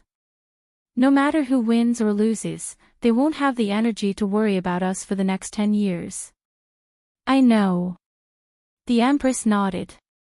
I'll bring these things back first. Her Majesty still needs to change her clothes, Renbachin said. They're all mine. The Empress pointed at the stack of boxes and raised her chin slightly. There's also a box of street lamp caps inside. Renbachin didn't know whether to laugh or cry. You can take the lamppost, the rest are mine. The Empress continued to assert her sovereignty. Renbachin pointed at the box and said, Wine. Actually, he still wanted to bring some wine back. Occasionally, he would want to drink a little in the middle of the night. He didn't know when he got this habit.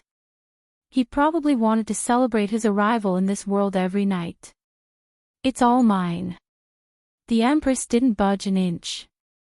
Renbachin had no choice but to carry the box of light bulbs and leave. When he returned to the courtyard, he saw Tian Tian and Gun Gun getting bigger and bigger. They were now taller than him, reminding him that pandas weren't cats but bears. Fortunately, even though these two fellows were a little big and stupid, their characters were still pretty good. When they saw Renbachin, they pounced on him with their mouths full of fangs and bit his arm. Then, he slapped them away. Well, when they were young, they loved to bite like this. At that time, it wasn't a big deal. But now, if they were to bite again, even the skin of an ordinary person would be torn off. The two of you are getting uglier and uglier. Renbachin looked at the two fellows who were rolling on the ground and acting cute. He felt regretful. They were so cute when they were young, but it was a pity that they grew up crooked. After raising them for so long, he couldn't bear to give them to the beast park anymore. The listening cat cub, the golden retriever, quickly took out 2 moldy dried fruits from the fur on the back of Tintin's neck. It compared the sizes of the fruits in its hands and hid the bigger one. It jumped onto Renbachin's shoulder and passed the smaller one to him. You little fellow. Renbochin stretched out his fingers and rubbed its head. Then, he pointed at the two pandas rolling on the ground with a worried face and said, "Don't be crooked like them in the future." Pshaw! The golden retriever called out and passed the smaller dried fruit to him. "Forget it, keep it for yourself." After Renbochin finished speaking, the golden retriever immediately jumped back onto Tiantian's neck and hid the dried fruit in its fur. "Indeed, it's made of plastic." Renbochin couldn't help but shake his head. He opened the box and called 2 guards to follow him to change the light bulbs of the street lamps.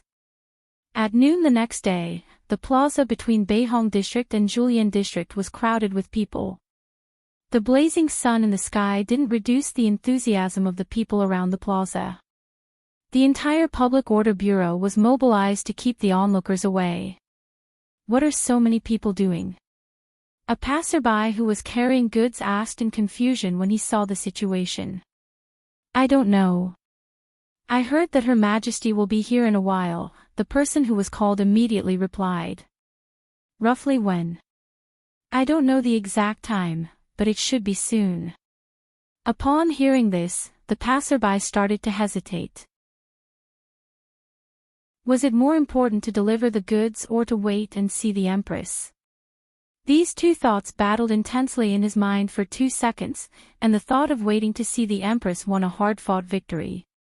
At this moment, waves of cheers came from the crowd in the distance. "Your Majesty! Your Majesty! Your Majesty!" Chaotic shouts spread throughout the plaza.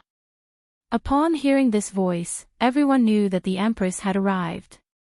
Sure enough, the crowd began to part like a tide, and the Empress's imperial carriage, which was followed by 2 rows of guards, slowly entered the plaza. Following the Empress were the court officials. "Your Majesty! Your Majesty! Your Majesty!" As the curtain of the imperial carriage was lifted, everyone saw the Empress get up and step out of the carriage, and there was another round of cheers.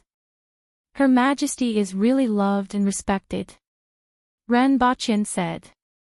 "Because Her Majesty is the most beautiful treasure of Dayo," Tong Jinye said. He then looked at Renbochin with a look that said, "You've taken advantage of me. Her Majesty taking a fancy to you is the greatest blessing in your life. Because of the many decrees issued by Her Majesty, a lot of the burden on the people has been lightened. Moreover, Her Majesty is the Empress of the Aboriginals, so the people will naturally love and respect her," Tu Wan added. Everyone dismounted from their mounts and looked up at the cement building that was about 60 meters tall. The building was very rough and didn't have much decoration. In the eyes of the Aboriginals, as long as it was big enough, it would meet their aesthetic standards. At 60 meters tall and 67 meters, it could be said to be the tallest man-made building in the world. To the Aboriginals, it was already a masterpiece. In the end, under Renbochin's strong request, a layer of colorful stones of different sizes was pasted on the surface as decoration, giving the bell tower a dreamy look. At this time, the top of the bell tower was completely covered with the Empress's favorite red silk cloth. Ever since the clock was installed, no one had seen its true appearance. Chapter 673. At this time, the wooden door at the bottom of the clock tower was open, and a few men in coarse clothes walked out of the tower. The one in front was the old man that Renbochin had met before. He was Zhang Juanjing's elder and the current leader of the Zhang family in Lan City. He was the first to step forward and cupped his hands. "Greetings, Your Majesty and sirs. Are the adjustments complete?" Renbochin stepped forward and asked. The old man and the people behind him were originally suppressing their excitement, but now, they were in full bloom. Everyone's face was glowing. "Sir Ren, everything is ready. In another 15 minutes, the first bell will ring." Although Renbochin was the one who took out the blueprint of the clock tower, the dials and the mechanical structure inside were completely completed by the Zhang family. It was a great honor for the Zhang family to have this clock tower appear in the world. As long as this clock tower existed, the name of the Zhang family would be remembered. Even if this clock tower was gone, the name of the Zhang family would definitely be mentioned in the history books in the future. How could they be excited about going down in history just like that? At this time, the Zhang family was really impressed by Renbaqian. Everything that Renbaqian took out could benefit the Zhang family's craftsmen, and they could even gain a great reputation. It was really not a loss to work for such a person. Just don't make any mistakes, Renbaqian reminded. Sir Ren, don't worry. We have already simulated it many times in the residence. We started checking the clock tower yesterday, and there are no problems. I can guarantee with my head, the old man said. Keep your head. This thing is still a dead object and isn't as important as your head. Renbaqian shook his head. Master craftsmen were also rare talents in this world. Thank you, Sir Ren. I'm confident. The old man smiled. Renbaqian's words warmed his heart. After all, it felt good to be valued. Especially when the other party was an expert in this field. It seemed like it wasn't a bad move to move the whole family to Dayo. Calculate the time and remind me when there's still 15 minutes left, Renbaqian said. Don't worry, my lord. The old man looked up at the sun, then took out an hourglass and held it in his palm. Taking advantage of this time, the others were also sizing up the colorful clock tower.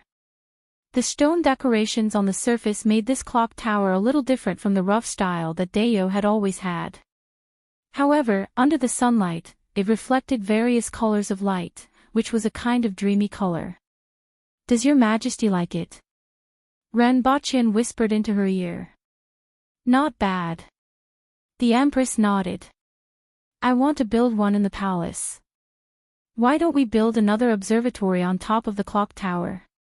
At night, I can accompany your majesty to watch the stars from there. Observatory. The Empress turned her head and asked. A place to look at the stars. The roof is fine. We can also install telescopes in the observatory, and the starry sky will be even more beautiful. His Majesty hasn't seen it with the telescope yet. Astronomical telescopes can zoom in on the starry sky by 100 or even 1,000 times. When the time comes, we can drink under the stars and enjoy the scenery of the night sky. Isn't that great? When the Empress heard this, she felt a little tempted. Then I would like to take a look. Remember, it must be prettier than this. Okay. Renbaqian felt countless murderous gazes around him and gently laughed in the Empress's ear. These people's gazes were like needles, and Renbaqian felt that his back was about to be pierced with countless holes. This is my wife. Are you guys going to bite me? I want to whisper in front of all of you. Renbaqian simply didn't retract his head. Instead, he moved his lips closer to the Empress's ear as if he was placing his head on her shoulder. Many people around him were enraged. Although they already knew that Her Majesty had chosen a husband and had seen him more than once, they were still enraged to see this scene. What are you doing? The Empress noticed Renbaqian's strange behavior and frowned. Many people are envious of me. I have to give them a chance to be jealous. Renbaqian laughed mischievously. Boring. Sir, it's almost time. It will be past noon in the time it takes to drink a cup of tea. Your Majesty, you will be the one to remove the red cloth in a while, Renbaqian said. It's best to do it right before the clock rings. All right. Just pull this rope downward, Renbaqian said as he pointed to a thin rope hanging from the side. There's no need. The Empress didn't even look at the rope. She calculated the time in her mind, tapped her feet lightly on the ground, and rose into the sky like a red cloud. As she swept past the clock, the circle of red cloth was also pulled into the sky along with her. The golden face of the clock, which was completely made of brass, was completely revealed to everyone and emitted a golden luster under the sunlight. Dong! The melodious sound of the bell rang at the same time, as if the prologue had been lifted the moment the Empress removed the red cloth. The bell rang 12 times in a row and melodiously drifted through the city. One after another, it was like a musical note falling from the sky. Coupled with the golden luster of the clock, it gave off a sacred feeling and amazed everyone. Whether it was the public order officials, the surrounding commoners, or even the people in other corners of Lawn City, they all looked up at the sound of the bell with amazement on their faces. Even though the Empress was standing at the top of the clock tower, her red figure was overshadowed by something else for the first time. This is the so-called clock tower. It's used to keep time, right? It's really ingenious. Tong Jingye sighed from below. In the future, there's no need to look at the sundial. As long as you're in Lawn City, you can see the clock tower when you look up and know the time. Whether it's windy or rainy, day or night, you can see it. There are braziers on both sides of the clock, which can be lit at night, Ren Bachin said.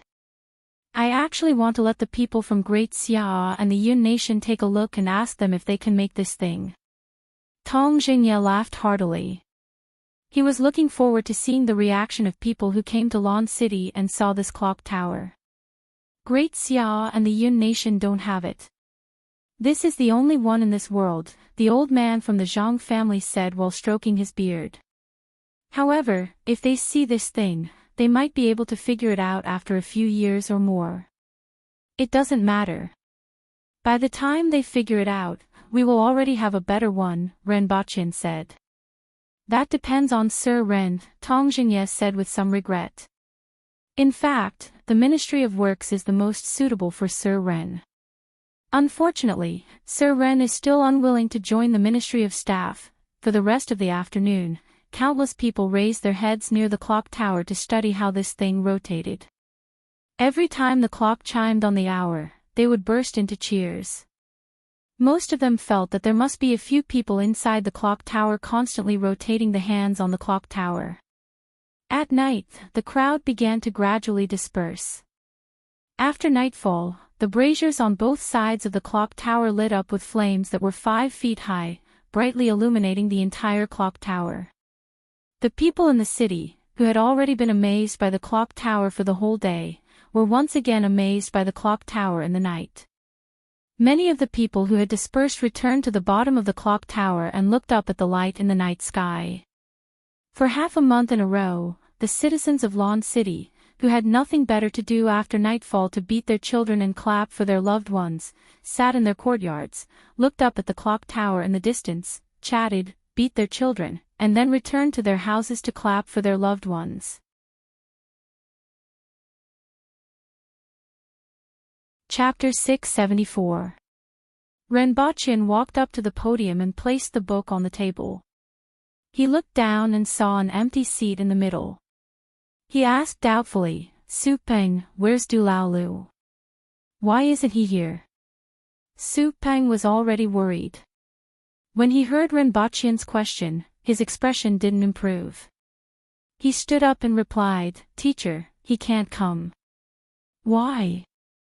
Ren Bachin's heart skipped a beat when he saw Su Peng's expression. Su Peng calculated in his heart. By now, the Du and Tu families should already know about it. There was no need to hide it anymore, so he said, Du Lao Lu eloped. Ren Bachin's face immediately lit up. The other students were also in an uproar and looked at Su Peng with their mouths agape. Du Lao Lu actually eloped. Ren Bachin immediately recalled the scene that he had witnessed in the tavern. At that time, both he and the Empress saw it very clearly. He thought that it was a form of growth for students to experience such things, but he didn't expect Du Lao Lu to be so ruthless and elope. When did this happen? Ren Bachin asked. It should have been yesterday afternoon after school, Su Peng replied. Ren Bachin frowned and pondered for a while. After that, he inquired about Tu Yu's family background. Tu Yu's father was called Tu Hong, an assistant in the Ministry of Justice and a secondary class, rank 4 official. Tu Hong and the Minister of Revenue, Tu Wan, were close relatives. As for Du Laolu, his family background was similar to Tu Yu's, but he was the most useless third son. As for the girl with the surname Shi, he didn't ask about her. However, Du Laolu and the girl's elopement had directly trampled the faces of the Tu family and the girl's family into the mud. Both sides wouldn't let him off. It was still unknown whether the two of them could escape. If they didn't succeed, his fate would be worrying. If they succeeded, he would have to give up on his studies and fade into the masses. It would be a pity. At the thought of this, Ren Baqian felt a little regretful. He originally thought that Du Changkong had made some progress and would have good prospects in the future. He didn't expect such an unforeseen event to happen. Alright, continue with the lesson. Ren Baqian collected his thoughts and slapped the table. However, the people below didn't have the mood to listen to the lecture. All of them were whispering to each other and winking at each other. Usually, Ren Baqian would use a gun and bullets to teach them what classroom discipline was. However, he wasn't in the mood today. However, after only half of the lesson, an angry female voice could be heard from outside. Principal Ren, is Du Changkong here? Needless to say, someone had come looking for him. Ren Baqian slammed the book on the table and said in a deep voice, "Read the book yourself first." As he walked out, the classroom immediately burst into an uproar. A bunch of people crowded at the door and in front of the bed, looking outside. "Who are you? What's the matter?" When Ren Baqian arrived at the entrance of the academy, he saw a lady in her 40s or 50s standing there. She was wearing a wide-sleeved robe with 5 or 6 burly attendants behind her. All of them looked menacing. Fortunately, these people knew that they couldn't barge into the academy. "Principal Ren, my daughter, Shi Jiyue, was abducted by Du Laolu yesterday and has not been seen since then. I want to ask him where my daughter has gone," the lady angrily asked. "It just so happens that Du Laolu has been abducted to an unknown place. If Madam sees him, remember to inform me. The rules of the academy must still be followed. Those who play truant without reason will be punished," Ren Baqian said calmly. "You are asking me for him. I still don't know who to look for." "Is Du Laolu not here?" the lady asked in an overbearing tone. "If you can get the warrant from Her Majesty, you can come in and look for him," Ren Baqian said unhappily as he stood at the door. The lady carefully looked at Ren Baqian's expression. Her face darkened and she finally said hatefully, "Principal Ren has taught a good student. Let's go." Ren Baqian cursed in his heart. "Do you think I'm a scapegoat? Why are you putting all the blame on me? You are only looking for your daughter now that she's gone. Don't you know why she's gone? I even lost a student. In any case, after a year of my education, she's a talent who can add, subtract, multiply, and divide." "Humph." Ren Baqian looked at the lady's back, flicked his sleeves, turned around, and entered the courtyard. "Close the door." Seeing that Ren Baqian was unhappy, the students who were originally blocking the door immediately scurried back to their seats in a panic. After school, Su Ping found Ren Baqian and asked, "Teacher, can you help Du Laolu? He and Shi Jiyue like each other, and he even said that he would propose marriage to the Shi family after he achieved some results." In the end, Tu Yu interfered. "How can I help?" Ren Baqian asked. If Su Peng had looked for him previously, he might have been able to help. Now that Du Laolu had run away, how could he help? Su Ping felt that Ren Baqian's words made sense. He had thought too much, cupped his fists, bowed, and left with a heavy heart. Ren Baqian shook his head when he saw that Su Ping had left. He wasn't too worried. After all, the youngsters of the Aboriginals weren't like the youngsters on Earth who couldn't differentiate between the 5 grains.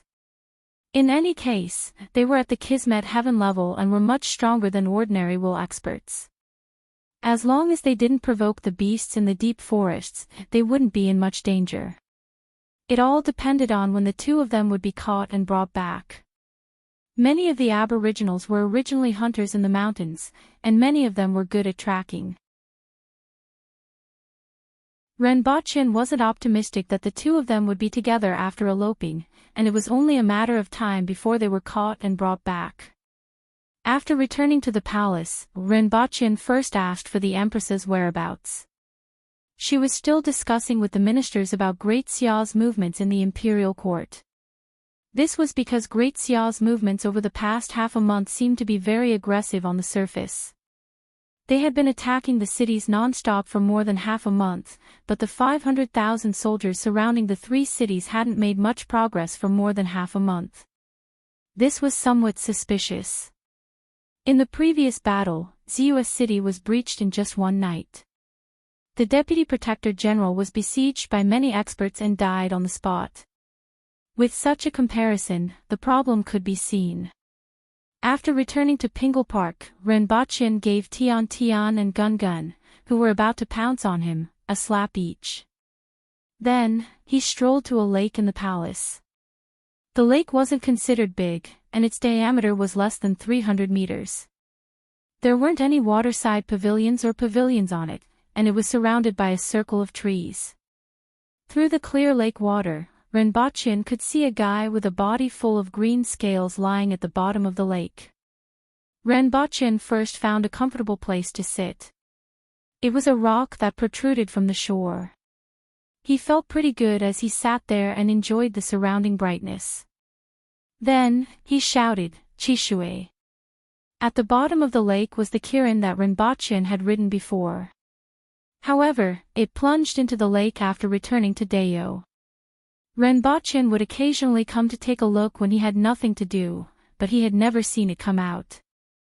Rinpoche sat on the shore and muttered, "Everyone has some ideals or dreams. When they are young, their dreams become desires when they grow up. There are always some things that they want to do from the bottom of their hearts. Humans are like this, so is the Kirin, right? Even if it's to pull a cart or be a mount, it should have something that it wants to do, right? For example, a tall, rich, and handsome man who pulls a cart or a heavenly king who rides. Look at you, you stay at the bottom of the lake every day and don't come out even once a year. I'm afraid that moss will grow on your body.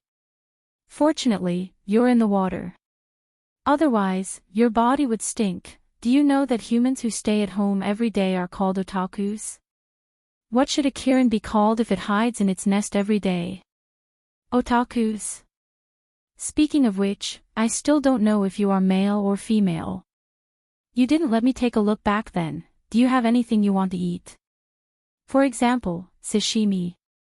I recommend dipping it in wasabi. Horseradish isn't bad either. I quite like the pungent taste of horseradish. Give me a scale, and I'll treat you to sashimi. How about that? After nagging for an hour, Rinpoche got up, feeling a little bored. I'll see you in 2 days. Think about it carefully. After Rinpoche left, Chishui opened its eyes at the bottom of the lake. It was like a light bulb at the bottom of the lake, and its eyes were full of distress.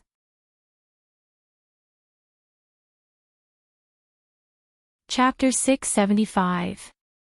On the vast grassland, tens of thousands of fork-horned cows and jumping goats were spread out and gnawing on the vegetation on the ground.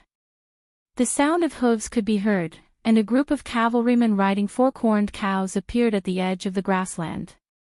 The leader of the group was a bald, burly man. His eyes scanned the entire grassland like a falcon and paused at a certain spot. "Have you found any traces of them?" a lady behind him asked. "No," the burly man replied in a deep voice. He then lowered his head to identify the traces on the ground, pointed in a direction, and said, "They went in that direction. Chase after them." Subsequently, this group of people flew into the distance like a dark cloud. After a long time, a few fork-horned cows that had gathered in a certain place on the grassland dispersed, revealing a young man and woman who were about 17 or 18 years old. "Let's go," The man pulled the woman and fled in another direction. After fleeing for a long time, they stopped and fell directly onto the grassland. I thought we had been discovered just now. The woman was about 17 or 18 years old and wore clothes made of soft fabric. She wasn't considered eye-catching in Lawn City, but she was very attractive outside of Lawn City. The fabric of her clothes wasn't something that ordinary people could afford. The woman wasn't considered extremely beautiful, but she had a wild and heroic spirit that was unique to Aboriginal women. However, there was a trace of fear on her face at this moment. The man had a short layer of hair that stuck to his scalp. He had a square face, thick eyebrows, and big eyes. He was dressed in dark-colored clothes. After a few days of fleeing, his originally youthful face had become firm and resolute. He didn't say anything after hearing the woman's words, but he felt that they had been discovered just now. The person leading the group was the residence's guard, Du Yong. He took care of Du Lao Lu in private, so he pretended not to see Du Lao Lu. "I have let you down." Du Lao Lu sighed. The other party had already chased them nearby, and the chances of them escaping were very small. At this moment, there wasn't much fear in Du Lao's heart. Instead, he felt unreconciled and guilty towards the people around him. If it wasn't for him, the other party wouldn't have had to flee with him from a luxurious life in the Du residence. "I did it willingly." Shi Jiyue held his hand tightly and consoled him. The trace of fear on her face disappeared in an instant and was replaced by a sense of determination. "We will definitely escape." Du Lao Lu held her hand tightly. Regardless of whether it was for himself or Shi Jiyue, they had to escape. Shi Jiyue nodded. "It would be great if we were ordinary people. You wouldn't be criticized because of your talent, and I wouldn't be forced to marry out. I would be able to live an ordinary life like an ordinary person. That's also something I yearn for." Du Lao's heart ached when he heard this, and he tightened his grip on Shi Jiyue's hand. "Let's go. The 19 Rivers is just one more day to the south. It will be difficult for them to track us once we reach there." After the two of them rested for a while, Du Lao Lu pulled Shi Jiyue up. "Go." After a day and a night, the two of them were drenched in sweat. They had originally estimated that they would reach the 19th river in a day and a night, but because they encountered a search party halfway, they had no choice but to change their route. In the end, after a day and a night, they still did not see them. "Hold on a little longer, we are almost there." Shi Jiyue dragged Du Lao Lu up a hill. At this point, Du Lao Lu was already exhausted. He could only rely on Shi Jiyue, who was much stronger than him, to drag him along. "We are there. We are almost there." Shi Jiyue gritted her teeth as she climbed with all her might. Even she felt her body go limp at this point, and she was almost at the end of her rope. The two of them had been on the run for 4 whole days. During the last 2 days, they basically didn't eat anything and only ate some wild fruits that they picked along the way to fill their stomachs. However, this was far from enough to satisfy the consumption of their bodies. If it wasn't for the thought that they would have a chance to escape as long as they could reach the 19 Rivers, which was close at hand, she wouldn't have been able to hold on. Their clothes were covered in mud, and many parts of their clothes were tattered. They looked much more pathetic than they had a day ago. After dragging Du Lao Lu to the top of the hill, Du Lao Lu immediately collapsed to the ground and gasped for breath. Shi Jiyue struggled to stand and look into the distance. "Listen, there is the sound of flowing water. We are not far from the 19 Rivers. We just need to cross this forest in front of us." Shi Jiyue sat on the ground with joy. I heard it. We are about to successfully escape." Du Lao Lu said with difficulty as he gasped for breath. "It's a pity that you can't cross the forest," a man said as he walked out of the forest. Du Lao's expression changed drastically. Du Lao Lu struggled to get up. When he saw the figure walking out of the forest, his face turned even paler. Father. Humph. You have really done well. The man said angrily. Father, let us go. Dulaolu struggled to kneel on the ground. Go. Go where? Where can you go? If you can escape from the pursuit of so many people, I can still look up to you. However, do you think you can hide from others? The Sher family has already set up a trap by the river and is waiting for you. I am here to bring you back so that we can at least save some face, the man said angrily. His voice was filled with resentment that they didn't meet his expectations. 3 days later, the haggard Dulaolu and Shirjiue were tied to their mounts and escorted back to Lawn City. The closer they got to Lawn City, the more apprehensive they felt. When they were about to reach the city gates of Lawn City, Dulaolu immediately saw that among the people waiting outside the city gates were his mother, his good friend Su Ping, a few other students from the academy, and Tuyu, whom he hated the most. Tuyu walked to the front of Dulaolu and Shirjiue and looked deeply at Shirjiue. His eyes were filled with complex emotions, admiration, and hatred. I used to like you very much. Tuyu's voice was very hollow. But I have always liked you. Shirjiue's face was frosty.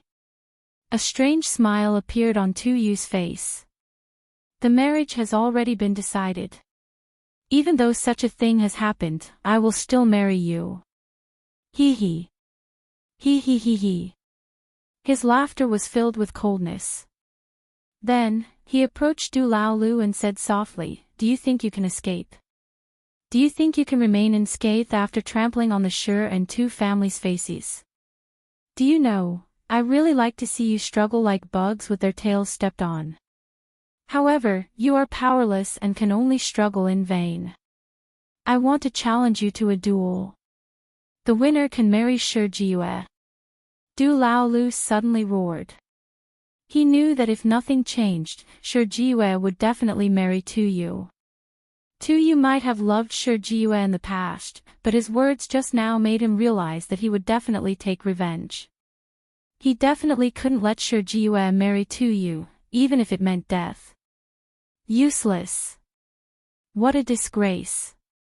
A man sitting on a mount behind Dulaolu scolded angrily when he heard his roar. However, he didn't stop Dulaolu. Our marriage has already been decided. Tuyu smiled. Regardless of whether I accept the duel or not, I will marry Shirjiue. What are you going to use to challenge me? Do you have the capital? You are just a useless person. Even the person you like is already engaged to me. You have nothing.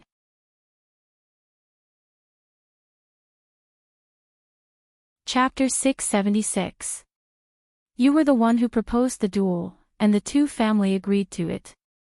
The duel will be held in a week. You are not allowed to go out until then.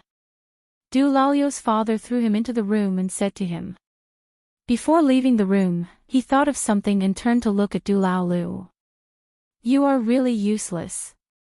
However, I sent you to the Black Bamboo Academy so that you can defeat others one day, not so that you can keep losing. He turned around and slammed the door. Send him 3 meals a day and don't allow him to go out. Sir, someone from the Su family wants to see him. Let him in. A moment later, Su Ping rushed into Dulalu's room and shouted anxiously. Are you crazy? Tuyu has the strength of a Kismet heaven expert. Although he hasn't been there for long, you can't compare to him. Dulaolu said expressionlessly, I know, I'm crazy. I've been crazy for a long time. I would only elope with Jiue if I were crazy, but I have to be crazy this time. If Jiue marries Tuyu, he will definitely not let her off.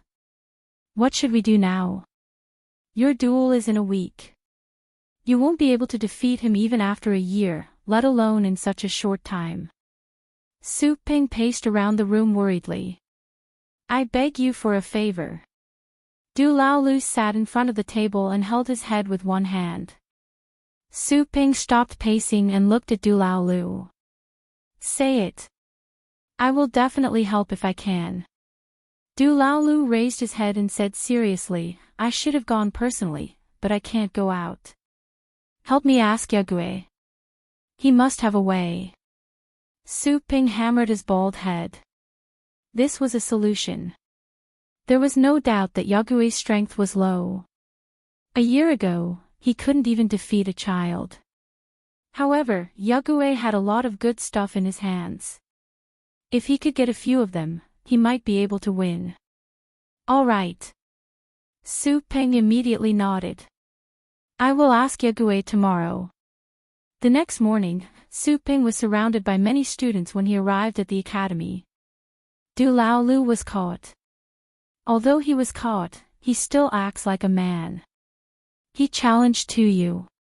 He is definitely not Tu Yu's match. What is he thinking? What do you think?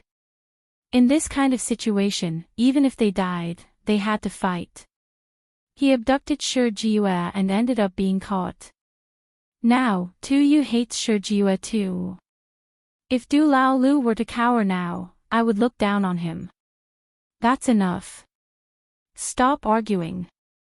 Su Ping had no choice but to shout, no matter what, Du Lao Lu is my brother. I will definitely help him this time. Everyone, help me think of a way to defeat Tu Yu. After that, everyone quieted down, frowning and thinking hard.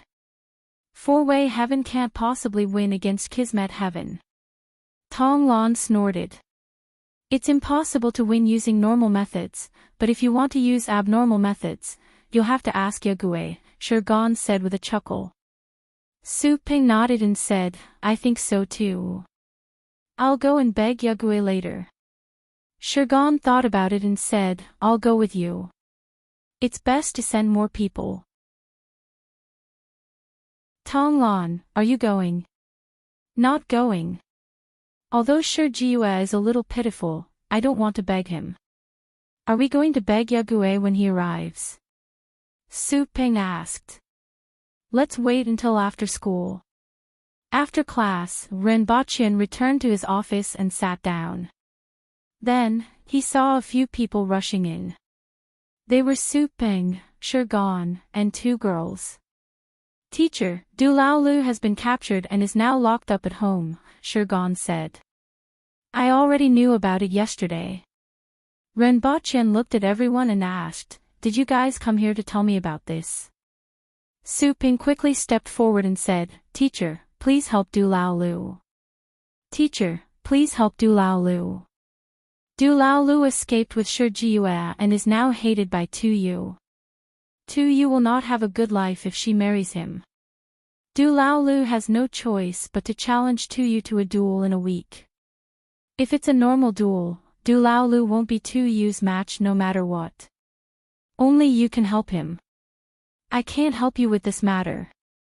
Renbaqian shook his head. Teacher. Su Peng was shocked. He originally had high hopes and didn't expect Renbaqian to reject him. Teacher, Du Lao Lu is a disciple of the academy. He has been studying in the academy for a year. If he can't even beat Tu Yu, it won't look good on you, right? Shirgan said with a smile on his face. That's right. Teacher, you have to help them. It will be bad if Shi Jiue marries Tu Yu. Teacher, can you bear to see your students being separated like this? It's not that I don't want to help, but I can't. Renbaqian shook his head. The marriage was decided by the Tu and Shi families. Du Lao Lu and Shi Jiue eloped because they abandoned their families. I'm your teacher, and what I do is to teach and dispel doubts. When I know that you made a mistake, I will punish you first and make you correct it. Did Tu Yu do anything wrong in this matter? No, they reap what they sow. That's why I won't help you achieve your goal to defeat someone who has done nothing wrong even though I know you're wrong. Renbaqian's words made everyone freeze. Therefore, I can't help you with this matter. Renbaqian put down the things, got up, and walked past them. I have some things in the office.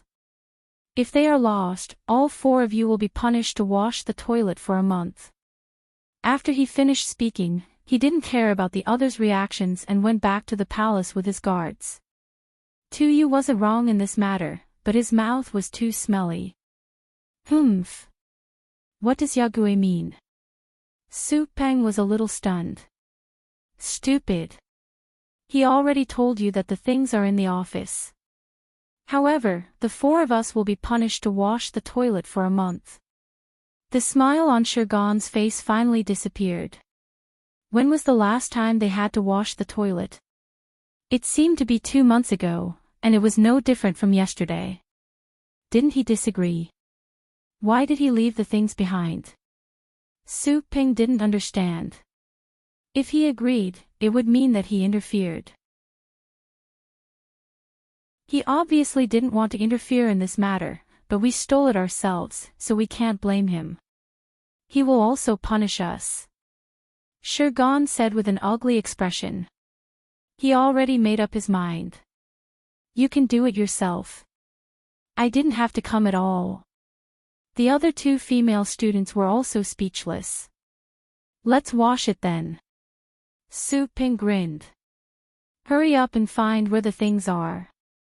It must be in a very conspicuous place, such as this box. Shirgan casually opened a box placed in the corner of the room, and sure enough, he saw a bunch of messy things inside. What are these? Do any of you know them? These are flash bombs, which were used during the siege of Tianjing Basin. Shirgan took out a few flash bombs and said. No, there's a note on this one that says it's a stun bomb, and this one is a sonic bomb. Then, he took out another one that was somewhat different from the flash bomb and said doubtfully, I don't know what this is. Qing Lian, who was walking past the door, saw the things in Shirgan's hands, and her expression suddenly changed. Others couldn't recognize them, but she could recognize them even if they turned into ashes. If possible, she didn't want to see them again in this lifetime. Don't touch those things. Where did you get them? Qing Lian quickly leaned against the window and shouted. Do you know what they are? Shirgan asked. Stink bomb. The Emperor of Great Xia was killed by this thing. Qing Lian said with an ugly expression. Ha! The few of them were shocked. Once they heard Qing Lian's words, they knew what they were. This was a great killing weapon. The problem was that this thing was used to perish together with the enemy. There's also this. I remember that many adults wear this. It's sunglasses. It can block out strong light. Let's look again. There might be other useful things. Since we are going to be punished anyway, it's not a loss to take more. There are 2 sticks here. It's written stun baton on them. The bottom of this shoe is full of nails, and a dagger can pop out from the front. Keep them well. We'll take them all away later. Yague really doesn't mean what he says. He actually prepared so many things and said that he didn't want to intervene. I knew it. After all, Du Laolu is his student. He can't possibly watch Du Laolu lose. Where's Yague's gun? Let's look.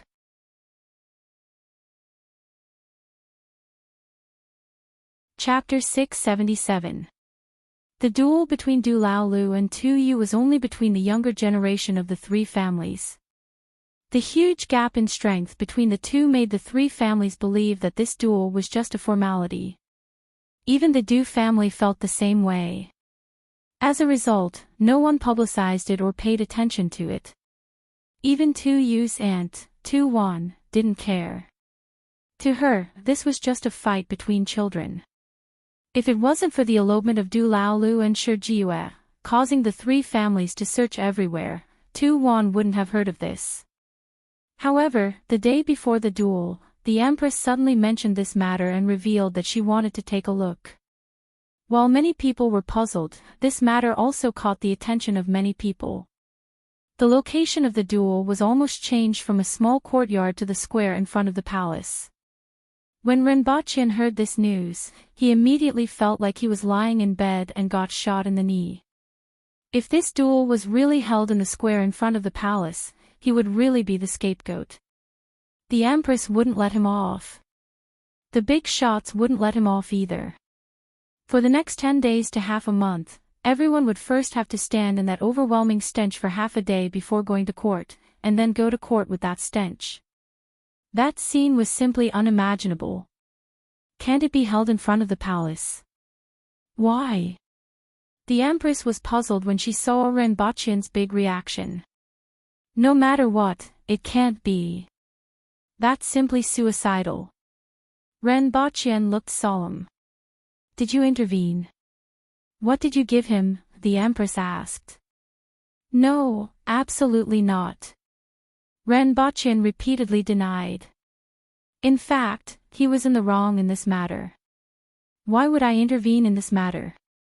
Although I don't care, this matter was indeed caused by the two of them, and they should be punished, the Empress said. Your Majesty, do you still want to go and watch? Didn't you say it intentionally or unintentionally? Seeing that you have this idea, I will go and take a look. In any case, the students in the academy are as weak as you. The Empress raised her pinky finger. Renbochin saw that this matter couldn't be tolerated and had to prove himself. The brain is the greatest weapon. If we compete in mathematics, physics, and chemistry, I would like to say that there is no one in Dayo who can fight. Well, I understand, the Empress said perfunctorily. And then? Why not in front of the palace? I lost some things. One of them is a skunk bomb. Renbochin grunted. The Empress turned her head abruptly and sneered, lost it? Renbochin replied seriously, it was stolen. The students these days even dare to steal the things I put in my office. I must punish them later. Forget it, I'm not going to watch anymore. Ask them to move the location further away. The Empress shook her head. His Majesty said that he was going to take a look today. It's not good to go back on his words. I feel that the location for the lantern grabbing contest is not bad. It's big enough and has good ventilation. The wind has been blowing from the southeast recently, so there won't be any problems as long as we sit in the wind shelter. Just after noon the next day, Renbochin accompanied the Empress out of the west gate. There was a large open space in the distance, and there were already people waiting there. Most of the 50 students from the academy had arrived. The people from the Du, Tu, and Sure families had also arrived and were sitting not far away from each other. Tu Wan, Tong Zhenye, and Sure Qing had also come. Among them, Tu Wan came because her nephew and the Empress was coming. Tong Zhenye and Sure Qing came because Tong Lan and Sure Qing were attending classes at the academy. Naturally, they wanted to see how the students from the academy would fight against opponents who were one level higher than them. They might be able to watch a good show. There were also some mid-level and low-level officials who found a place to sit nearby. Most of them were from the Ministry of Justice, the Ministry of War, and the Ministry of Appointments. They were old friends with the three families and wanted to see what the Empress cared about in this contest. When they arrived, the Empress lifted the curtain and casually said, "I'm just taking a look. You don't have to worry about me." She then drew a card from Renbochin's hand. He frowned when he saw that there was an ace and a 2 in his hand. Renbochin looked at the ace in his hand, chuckled, and extended his finger toward the ace in the Empress's hand. However, before his finger could touch it, the Empress's face turned black and her eyes emitted a cold glare. Renbochin smiled at the Empress. Am I the kind of person who would give up because of a mere threat? Ha! Am I that kind of person? Of course, I'm going to draw the 2 back. The Empress didn't wait for Renbochin to retract his hand. She quickly took the remaining ace from his hand and threw it in front of her. I win. This kind of small game naturally can't stump you, Your Majesty. Renbochin laughed. The Empress then picked up a brush and drew a mustache around Renbochen's mouth. She nodded and said, "This looks much more pleasing to the eye." Renbocchen pinched his chin and said, "Sure enough, I look more manly with a mustache." The Empress rolled her eyes at him, looked at the empty court, and asked, "Why hasn't the contest started yet?" "It's about to start. Don't be anxious, Your Majesty." Tong Jinye, who wasn't far away, stroked his mustache and gave the Empress a smile that said, "Do you think my mustache looks good?" The Empress's eyes twitched when she saw this. "It's time to go on stage," Renbocchen said. "Which direction is the wind blowing?" the Empress asked. Renbocchen stretched out his hand to feel the outside of the carriage and smiled. "Our position is downwind." "Your Majesty, why are you asking which direction is the wind blowing?" Tong Jinye was puzzled. "Nothing, I was just casually asking," Renbocchen replied. Tong Jinye nodded his head doubtfully and turned to look at the two people in the court. They were both 17 or 18 years old, but Tu Yu was slightly taller and more muscular than Du Lao Lu. Du Lao Lu looked like he weighed only about 100 kilograms, while Tu Yu was at least 150 kilograms. From their appearances, they didn't seem to be of the same weight class. Aboriginal men below the cardinal heaven level usually had a stronger physique and a weaker physique. As a result, it was easy to distinguish the difference in strength between them. Tu Yu was holding an iron rod that was as thick as one's wrist and weighed more than 50 kilograms. He looked at the tightly wrapped Du Lao Lu and sneered, "I didn't expect Your Majesty to come and watch. No matter what, the outcome of this contest has already been decided. This is your last chance, but it's a pity that you can't grasp it and can only struggle in vain. If you want to blame someone, blame yourself for being too useless." It was unknown where Du Lao Lu got a cloak and wrapped himself up tightly. Only one of his arms was exposed, and he was holding a mace. He didn't reply to Tu Yu. Instead, he turned to look at the crowd at the side of the court, the students from the academy, and Shi Jiue, who was sandwiched in the middle with red eyes and a worried look on her face.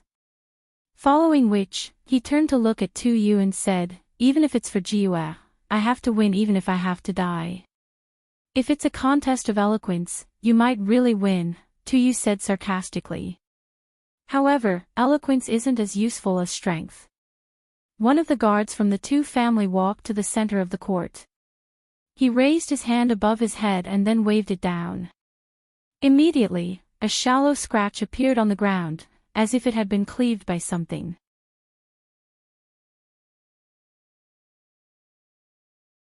Chapter 678. Tu Yu wasn't in a hurry to make his move. Instead, he put his hands behind his back, smirked, looked at Du Lao Lu, and said calmly, "Do you want me to give you a handicap?" "Sure." Du Lao Lu replied expressionlessly. Tu Yu was slightly stunned and couldn't help but laugh out loud. "Ha, good. Ha ha ha ha, you are honest this time." Tu Yu was slightly taken aback. Then, he couldn't hold back his laughter and said, "Haha, good, ha ha ha ha, you're honest this time." Tu Yu wiped the corners of his eyes after laughing as if he had just shed tears. Tu Yu laughed, but Du Lao's expression didn't change at all. Shi Gan and the others were laughing as well. Tu Yu laughed, but Du Lao's expression didn't change at all. Shi Gan and the others were laughing as well. Let him laugh for a while more. I reckon he won't have a chance to laugh in a while. Su Ping sneered with his arms crossed. Cleaning toilets for a month just for this scene. It's not worth it. Shi Gan laughed halfway, but when he thought of his punishment, he couldn't laugh anymore. Tong Lan had gotten a 1-meter-tall tree trunk from somewhere and was swinging her legs on it. She glanced at him and said, "You're a fool." Shi Gan's mouth twitched, but he didn't reply. A minute later, Tu Yu saw that Du Lao Lu was still motionless and said impatiently, "Make your move. What are you waiting for? Don't tell me you're going to keep standing like this." Humph, can't wait anymore. Are you in a hurry to lose?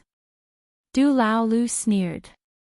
One of his hands was holding a cylinder in his cloak, and the other was hooked onto the ring. Me? Lose? Tu Yu laughed. Are you kidding me? It should be this, right? Du Lao Lu thought to himself and then exerted some force.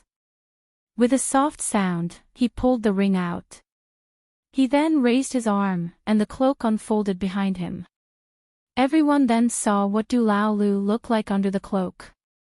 He was wearing a short skirt made of animal skin and had several ropes tied to his body. There were cylinders and other messy things hanging from the ropes. Whoosh! Tong Zhengya and Tu Wan immediately turned around and stared at him. Sir Ren. Tu Wan couldn't help but say. It has nothing to do with me. Someone must have stolen something that I left in my office. When I get back, I will definitely find out who the thief is and punish him severely. Renbachien said solemnly as if it really had nothing to do with him. Since Renbachien said so, Tu Wan couldn't say anything else. She could only say resentfully, I hope so. Du Lao Lu threw the cylinder in his hand at the other party, took off his sunglasses from the rope, and hung them on his face. Tu Yu looked at the object flying toward him and said, small tricks. However, he took a few steps back. It seemed that he was still a little wary of this unknown thing. However, this vigilance did not make his next encounter any better. Bang! The stun grenade exploded in the air. The sudden appearance of an intense light was like the appearance of a sun. At that moment, everyone felt their vision go white. Apart from the white light, they couldn't see anything else. The accompanying loud noise made everyone's heart skip a beat. They had no idea what was going on. After more than 10 seconds, everyone gradually regained their vision and could see everything clearly. Everyone at the sidelines was in such a state, let alone Tu Yu. Just now, he had been staring at the cylinder. In the end, he was blinded by the intense light and the loud noise at close range. He felt as if his head had been hammered, and he couldn't hear anything with his ears. The moment he lost his vision and hearing, he panicked.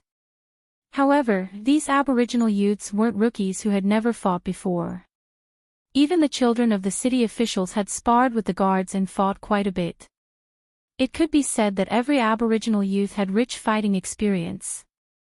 After panicking, he immediately retreated frantically and circled around the venue according to his memory.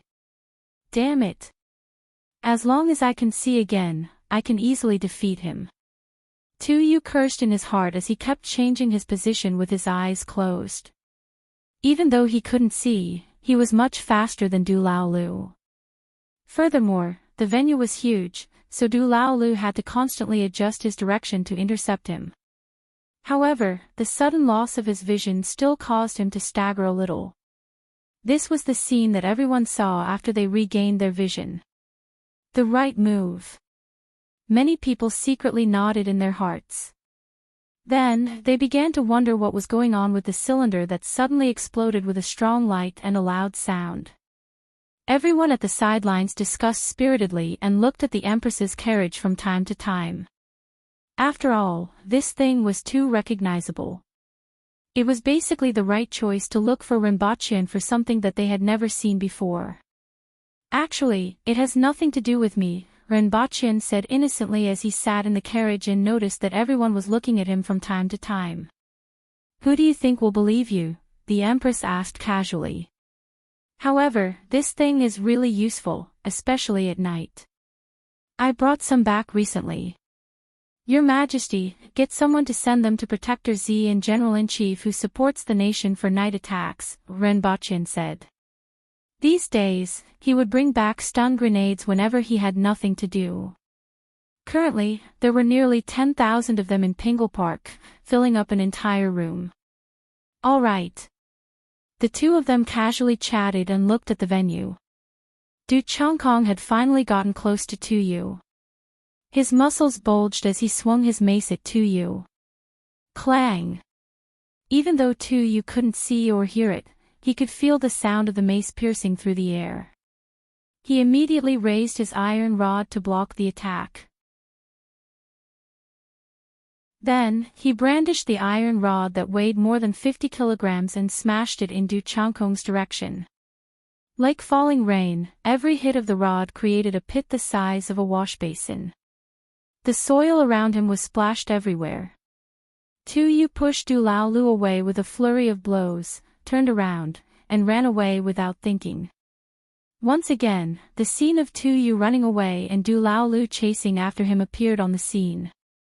After such a long time, I'm afraid that Tu Yu has regained his sight. It seems like I have to use a gun. Du Laolu thought to himself.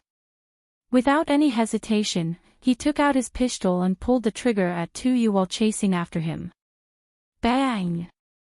The expected crisp gunshot didn't ring out, and the familiar bullet didn't shoot out either. Instead, a small flame appeared at the muzzle and was extinguished in an instant. Du Laolu was dumbfounded. With a look of disbelief, he pulled the trigger again, and a small flame appeared at the muzzle again. Another press, another spray, another press, another spray. What the F***ck? Du Laolu finally understood. This thing looked like a gun, but it wasn't one at all. Not only was Du Laolu dumbfounded, but Su Peng, Shi Gan, and the rest were also dumbfounded. What kind of situation was this? That was a gun, there was no doubt about it. They had often seen Yagüe using it.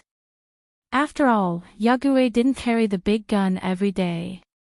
He would often carry a small gun at his waist and use it to shoot people more than once or twice. Why wasn't it working now?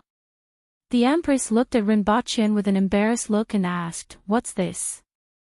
Rinpochen looked at the venue with a pained expression and said, "It's a lighter. They stole the wrong one. I've hidden a P-22.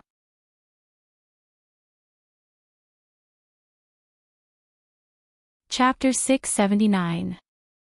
Rinpochen looked at Du Laolu, who was waving his pistol while chasing after Tu Yu, and felt his balls ache. He had clearly hidden a P-22 that wasn't very powerful and was used to educate the students so that they wouldn't be killed easily. Furthermore, he had deliberately hidden it in a very conspicuous place, in a flower pot. However, they actually found the lighter that he had hidden in the corner after playing with it for a few days. Instead, they couldn't find the P-22, which made him a little speechless. Stupid teammates. Rinpochen muttered in his heart. Du Laolu had really found a few stupid teammates. Du Laolu was also dumbfounded. Originally, he didn't dare to try it out because there were too few of them. He thought that since Yagüe had used it more than once, he might as well use it directly. Who knew that it was actually a lighter?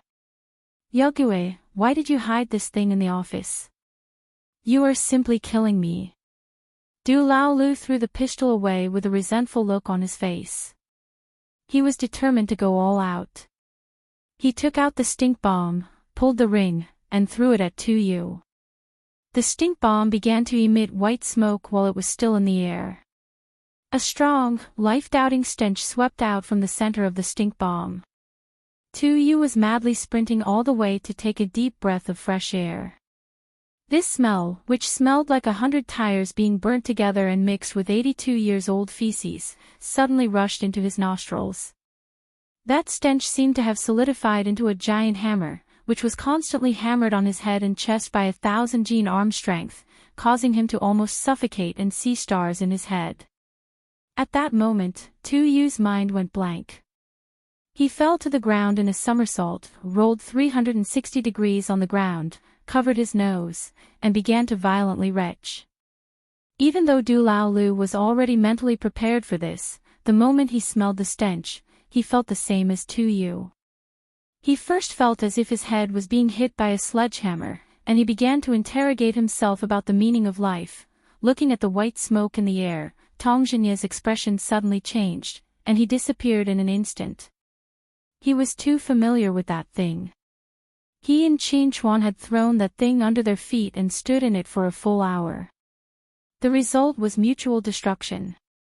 Tu Hong suddenly jumped up from the ground, stared at Rinpochen fiercely, and asked, "You actually used poison?" "Don't worry, it's not poisonous." Rinpochen replied nonchalantly as he stretched out his hand to see if there was any change in the wind direction. "Fortunately, the direction of the wind hasn't changed," Rinpochen said. "No poison. What's going on in the field?" Tu Hong asked as he pointed at the field. "If I say it's not poisonous, it's not poisonous. If you don't believe me, you can go in and try," Rinpochen replied. Everyone was puzzled. They felt that Rinpochen wasn't lying. It was impossible for him to lie at this time, but how could they explain this situation? "I have a room rat here. Its sense of smell is extremely sensitive. No poison can escape its detection." Du Lalio's father waved his hand behind him, and someone immediately untied a cloth bag from his waist. Inside the bag was a palm-sized golden squirrel. The man took out another ball and shook it in front of the rat. The rat immediately showed a covetous expression. Then, he threw the ball in the direction of the two, and Room Mouse immediately rushed in that direction. Then, it fell to the ground before it was halfway there. What a powerful poison! Everyone exclaimed as they shifted their gaze to Rinpochen's face. Not only could this room rat distinguish between various poisons, but it also had a high resistance to poison. Ordinary poisons had no effect on it. However, it actually fell to the ground at this time. It was obvious that the field wasn't only poisoned, but it was also extremely powerful. "Rinpochen, you still dare to say that it's not poisonous?" Tu Hong called Rinpochen's name with a fierce look. If he wasn't still in the Empress's carriage, he would have rushed up and fought with Rinpochen. Even Du Lalio's father's face changed. "It's indeed not poisonous." Rinpochen was also a little speechless. "Sir Tu, please say it." "It should be not poisonous," Tu Wan said. She had roughly guessed what was going on. "It's indeed not poisonous." Tong Jingye had returned with a sad look on his face. "The room rat is moving," someone shouted. The room rat lay on the ground for a while, twitched twice, then suddenly turned around and rushed toward the crowd. Its pair of round eyes were full of tears, and they fell drop by drop. When Room Rat returned to the Du family, the faces of the Du family members changed drastically. Their faces turned black. At this moment, the two people in the field moved again. "Du Lao Lu, how dare you use such a sinister trick? I'm going to kill you." Tu Yu regained his vision, got up from the ground, and lunged at Du Lao Lu while howling. Du Lalio's face twitched as he took out another stun grenade. "Tu Yu, what do you think this is? Do you think I can fall for the same trick a second time? I'm going to kill you." Tu Yu covered his eyes with one hand and stood rooted to the ground. After waiting for a long time, he didn't hear the loud bang. He immediately put down his hand and looked forward. He saw Du Lao Lu holding a mace in one hand and a black rod the size of an arm in the other. The cylinder was gone. "Are you bluffing?" Tu Yu's face turned ashen. The stench was constantly stimulating his brain, making him even more irritable as he strode toward Du Lao Lu.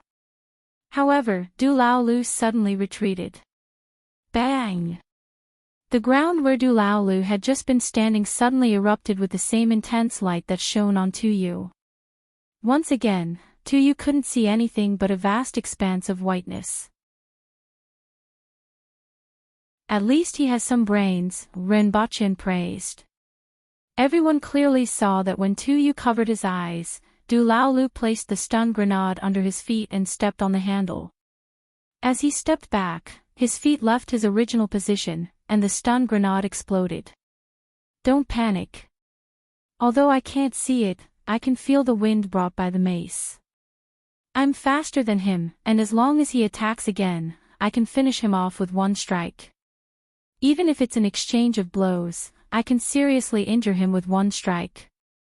Tuyu suppressed the growing anger in his heart and forced himself to calm down. He had made up his mind to finish off his opponent even if he had to exchange blows with him.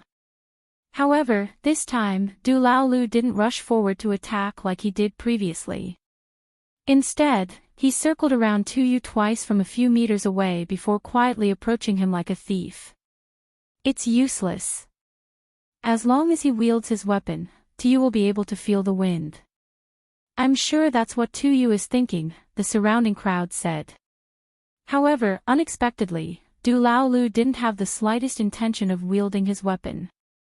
Instead, he slowly extended the black rod in his left hand toward the metal rod in Tuyu's hand. What's he trying to do? Everyone was puzzled. Something is touching the metal rod. To the right. Tuyu suddenly sensed that something was amiss and revealed a sinister smile. This time, he absolutely couldn't let him escape. ZZZT. The rod in Du Laolu's hand emitted a blue light, and an electric current passed through the metal rod to Tuyu's body. Tuyu's whole body started to tremble as if he had epilepsy. Idiot, I know you're waiting for me. Du Laolu sneered. However, the metal rod isn't a person, so your senses are slower. Furthermore, the metal rod conducts electricity. Seeing that Tuyu had fallen to the ground, Du Laolu was a little worried and poked Tuyu's body a few more times. Clang! Du Laolu casually threw the mace on the ground and turned to look at the crowd at the side of the arena. His face revealed an ecstatic expression. I won! I won! I won! Most of the people at the side of the arena were at a loss and in disbelief. They didn't know what had happened and couldn't believe that the battle had ended just like that. Today's battle had been inexplicable from start to end. That kid from the Du family was clearly a Four Directions Heaven expert. How exactly had he defeated Tuyu? Why did both of them stop just now? If it wasn't poison, then what was it? What was that black rod? Why did Tuyu's iron rod fall to the ground the moment it came into contact with it? What exactly happened? Who could explain this? Du Laolu dashed toward Shi Jiyue. Jiyue, I won. Shi Jiyue's face was filled with disbelief and ecstasy at first.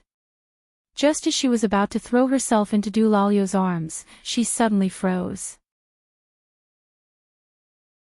Under everyone's gaze, she turned around and ran away, ran away, ran away. Renbachyan stood up from the carriage, walked to the edge of the carriage, and looked at everyone. He coughed to attract everyone's attention before saying, during this duel, someone stole something from my office and gave it to Du Laolu. I will go back to investigate and punish the culprit severely. Chief Ren, what exactly happened? Most people weren't concerned about what Renbachyan had lost. They were concerned about something else. How could Four-Way Heaven defeat Kismet Heaven? One must know that the difference in strength between the two was like heaven and earth. However, this battle had started with a dumbfounded expression and ended with a dumbfounded expression. Just like that, the Four-Way Heaven had inexplicably won.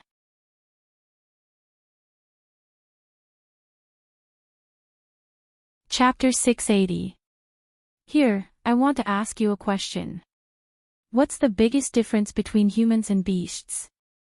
Renbachyan jumped down from the Empress's carriage and raised his voice in response to everyone's doubts. Language? Emotions? Or words? Everyone was stunned to hear this. Although they didn't know what Renbachyan was talking about had to do with the battle just now, they couldn't help but wonder what the difference was between humans and beasts. It seemed that very few people had considered this simple question. Wasn't language, emotion, and words just a part of what Renbachyan was talking about? No, let me tell you that the biggest difference between humans and beasts is that humans use their brains and tools instead of relying on their instincts and sharp claws. Since our ancestors learned to use fire, humans have taken a completely different path from beasts. Since our ancestors learned to tie knots and record things, they have passed down the knowledge that needs to be passed down from generation to generation so that we can stand on the shoulders of our ancestors and pass on our wisdom. And this competition has shown the value of tools. A four-way heaven expert can defeat a Kismet heaven expert with a few small things. Although this isn't absolute, it has a very important meaning.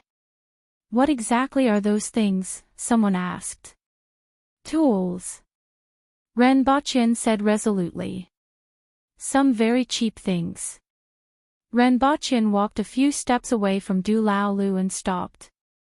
I'll deal with you later. First, throw those things to me. Renbochin frowned as he caught the two stinky stun grenades that Du Lao Lu threw at him. He held them between his fingers and showed them to everyone. These are stun grenades. They're very simple things that can be made from ammonium and magnesium, which can be found in plants and soil. In other words, plants and soil can be turned into these things after some processing, and they're very cheap. How cheap are they? If the process is up to standard, one can be made for a few dozen copper coins. As for the effect, you should have seen it. Even a Kismet heaven expert will lose his vision and hearing for a short period of time at close range. Reaching the Kismet heaven level at the age of 20 can be considered pretty talented. However, an ordinary person can make 10 or 100 of these things in a day. They can make 10 or 100 people lose their vision and hearing for a short period of time and be at the mercy of others. Without the use of weapons and tools, how many ordinary people could defeat a Kismet heaven expert?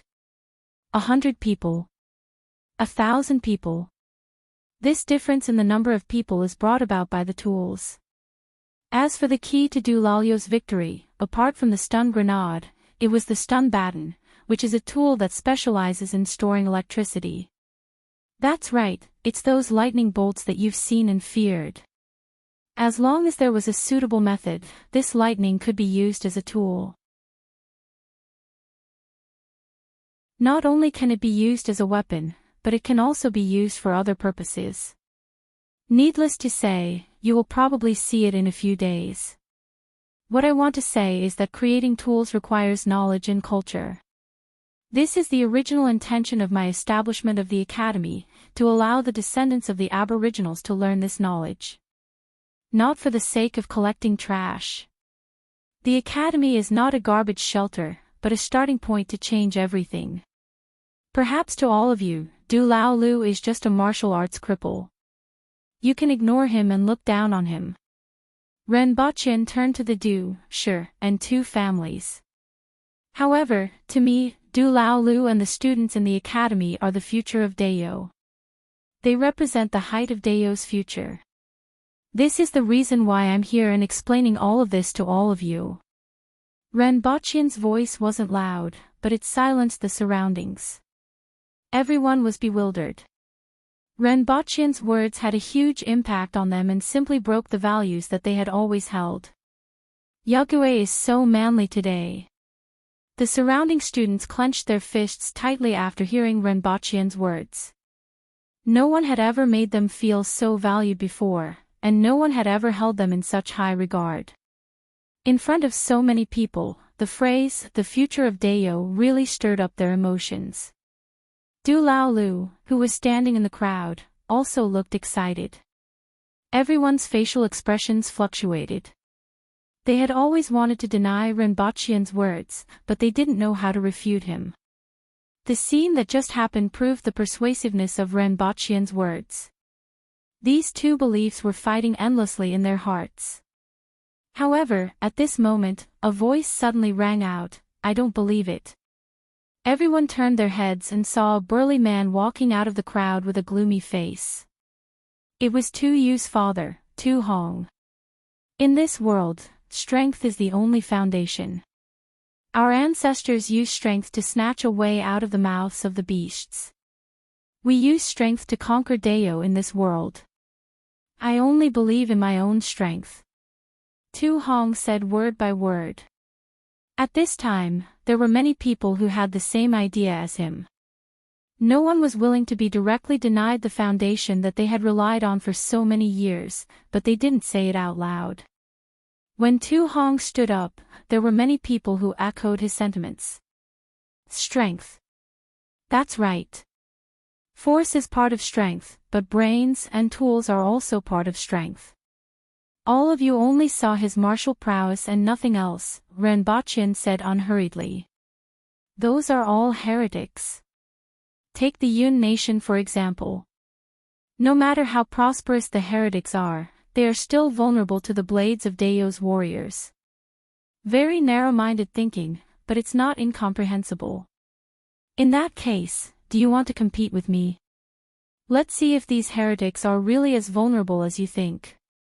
Let's see if they are really as strong as you think. Ren Baqin tilted his head and smiled. Regardless of whether the other party was resentful about Tu Yu's defeat or had other thoughts, Ren Baqin felt that he should let everyone know the power of technology. After coming to this world for so long, he had seen many experts and had a good understanding of the strength of a Cardinal Heaven expert. Even after seeing this scene with their own eyes, there were still people who objected. Ren Baqin decided to take this opportunity to completely change their minds. A man-will expert defeating a Cardinal Heaven expert should be shocking enough. It should let them understand that strength didn't just come from themselves. As soon as Ren Baqin finished speaking, everyone around him gasped. Ren Baqin was only a man-will expert, which was equivalent to a four-way heaven expert from the Aboriginals. On the other hand, although Tu Hong had just crossed the threshold of a Cardinal Heaven expert, he was still a Cardinal Heaven expert. There was a difference of 2 levels between the two. It wasn't even enough to describe the difference between a baby and a strong man. He was simply crazy. A Cardinal Heaven expert wasn't a Kismet Heaven expert. Before Ren Baqin could take out those things or even react, the battle might already be over.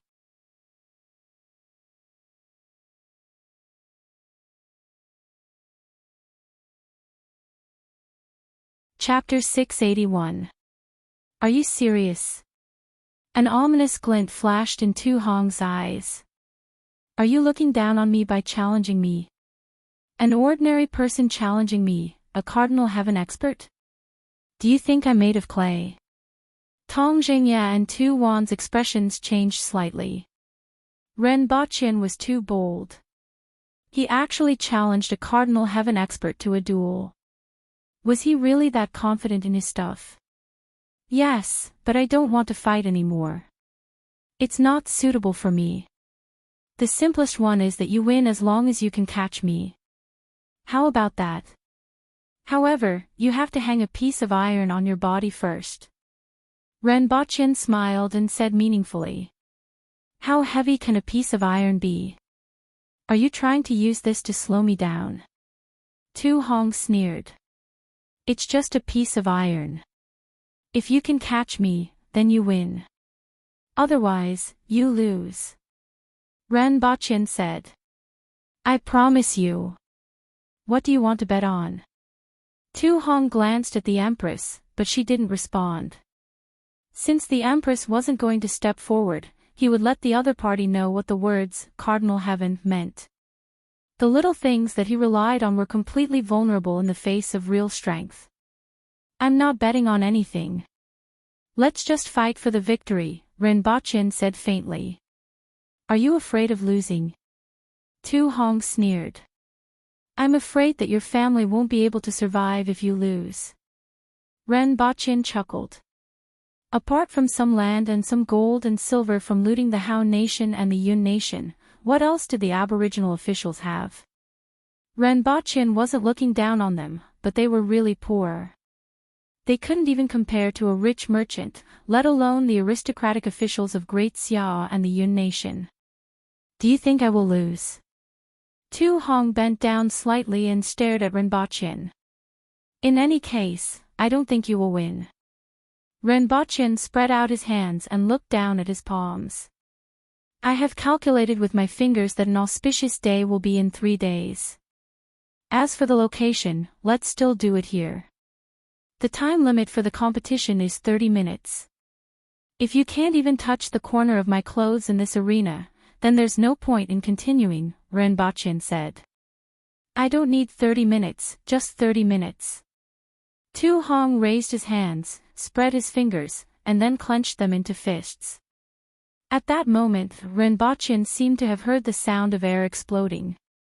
10 breaths is enough. Tu Hong repeated fiercely. Let's wait and see. See you in 3 days. Renbochin smiled. He stretched out his palm and pressed it on his temple before swinging it forward. This was an irregular Huaxia military salute.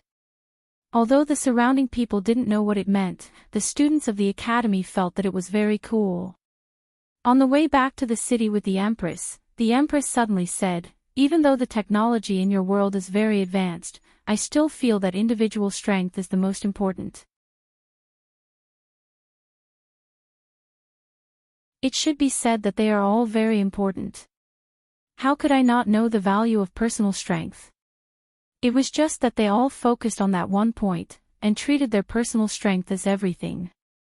I just want to show them that other things can also be powerful. What are your plans? The Empress asked. She didn't think that Renbochin was going to lose to his opponent. You're not going to use poison or stink bombs, are you? Poison aside, although the stink bomb was disgusting, that was all it was. If the same level of strength was used all of a sudden, it could indeed disturb the opponent, throw them into confusion, and then take the opportunity to win. If the difference between the two sides is too great, it would be useless, the Empress said. How can that be? It's not like I don't know the strength of a Cardinal Heaven expert. Even though I don't understand it very clearly, I have a general idea of the situation. A Spirit Will expert's strength was about 3,000 kilograms, and an Aboriginal Cardinal Heaven expert's strength was at least 4,000 kilograms. Of course, the bigger problem was speed. For a Cardinal Heaven expert, they could reach a speed of 100 meters in 1 second, so fast that ordinary people couldn't even react. I'm very clear about this.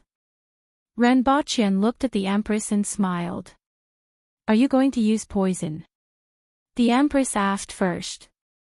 Of course not. That would lose the fun. Renbochin looked at the confused Empress and laughed. I think it will be very interesting. Your Majesty, do you want to make a bet with me? The Empress leaned against the animal skin and adjusted her posture to make herself more comfortable.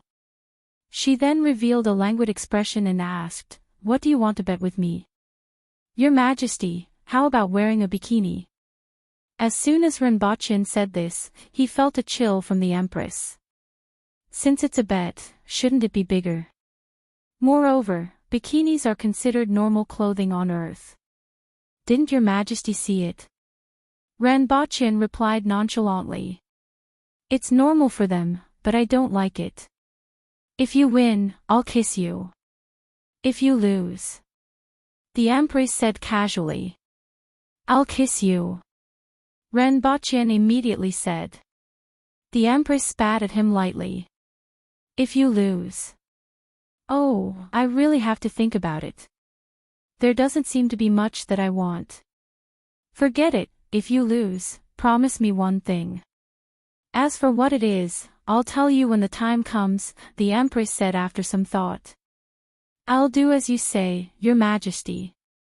Renbochin laughed. Lose? No way. After Renbochin and the Empress left, there were still many people who stayed behind and whispered to each other. The most excited people were the students of the academy, who gathered together to celebrate Du Lalio's victory.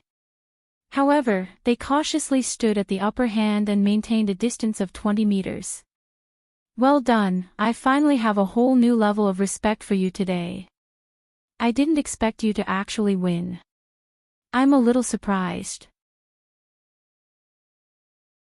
Skipping levels, this is skipping levels, and you actually beat Tu. Ha! One had to know that Du Lalio's competition wasn't as simple as him winning or losing. Instead, it gave hope to those students who were considered trash in the academy. Through this battle, they could see their future value, unlike before, when they didn't know where to go. Although Yague had said this many times, it wasn't as direct as this battle. Pfft. If you do it again, I'll beat you to death. Suddenly, a voice was heard along with a strong stench, and everyone dispersed. No one knew when Tuyu had been lusted over by someone. It was obvious that he still couldn't move and was completely relying on the support of others. At this moment, he was staring fiercely at Du Lao Lu with bloodshot eyes. Losing to a four-way heaven wastrel was a great humiliation that he had never imagined in his life. He could imagine that he would become a laughingstock when he returned. Do you dare to compete again? Tu Yu's eyes were red. You have nothing to lose now. Du Lao Lu stared at him without giving in. Furthermore, the next match is between your father and Yague. When the time comes, we'll be waiting to see the two family lose again. Dream on. Is that person worthy? Don't you know what a cardinal heaven expert means? My father will tear apart all the trash that you rely on, Tu said with an ashen face. We'll wait and see. Du Lao Lu laughed. Although a cardinal heaven expert is very powerful, I just defeated a Kismet heaven expert. It doesn't seem as strong as I thought. You. Tu roared, if you do it again, I'll definitely kill you. Du Lao Lu couldn't be bothered with him anymore. He turned around and chased after the students. Hey, wait for me. Hey, don't run so fast. Why are you hiding so far away?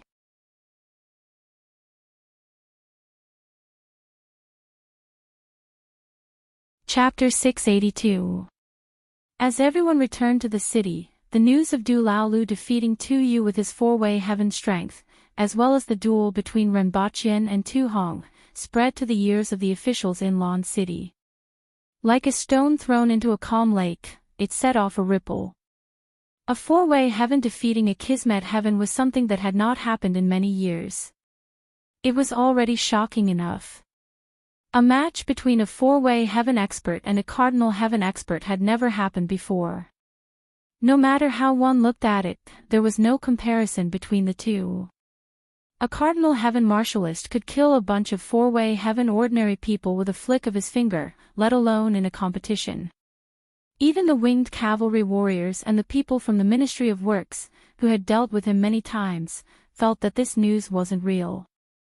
This was too fake. When did he become so arrogant? Even if they were only competing in speed.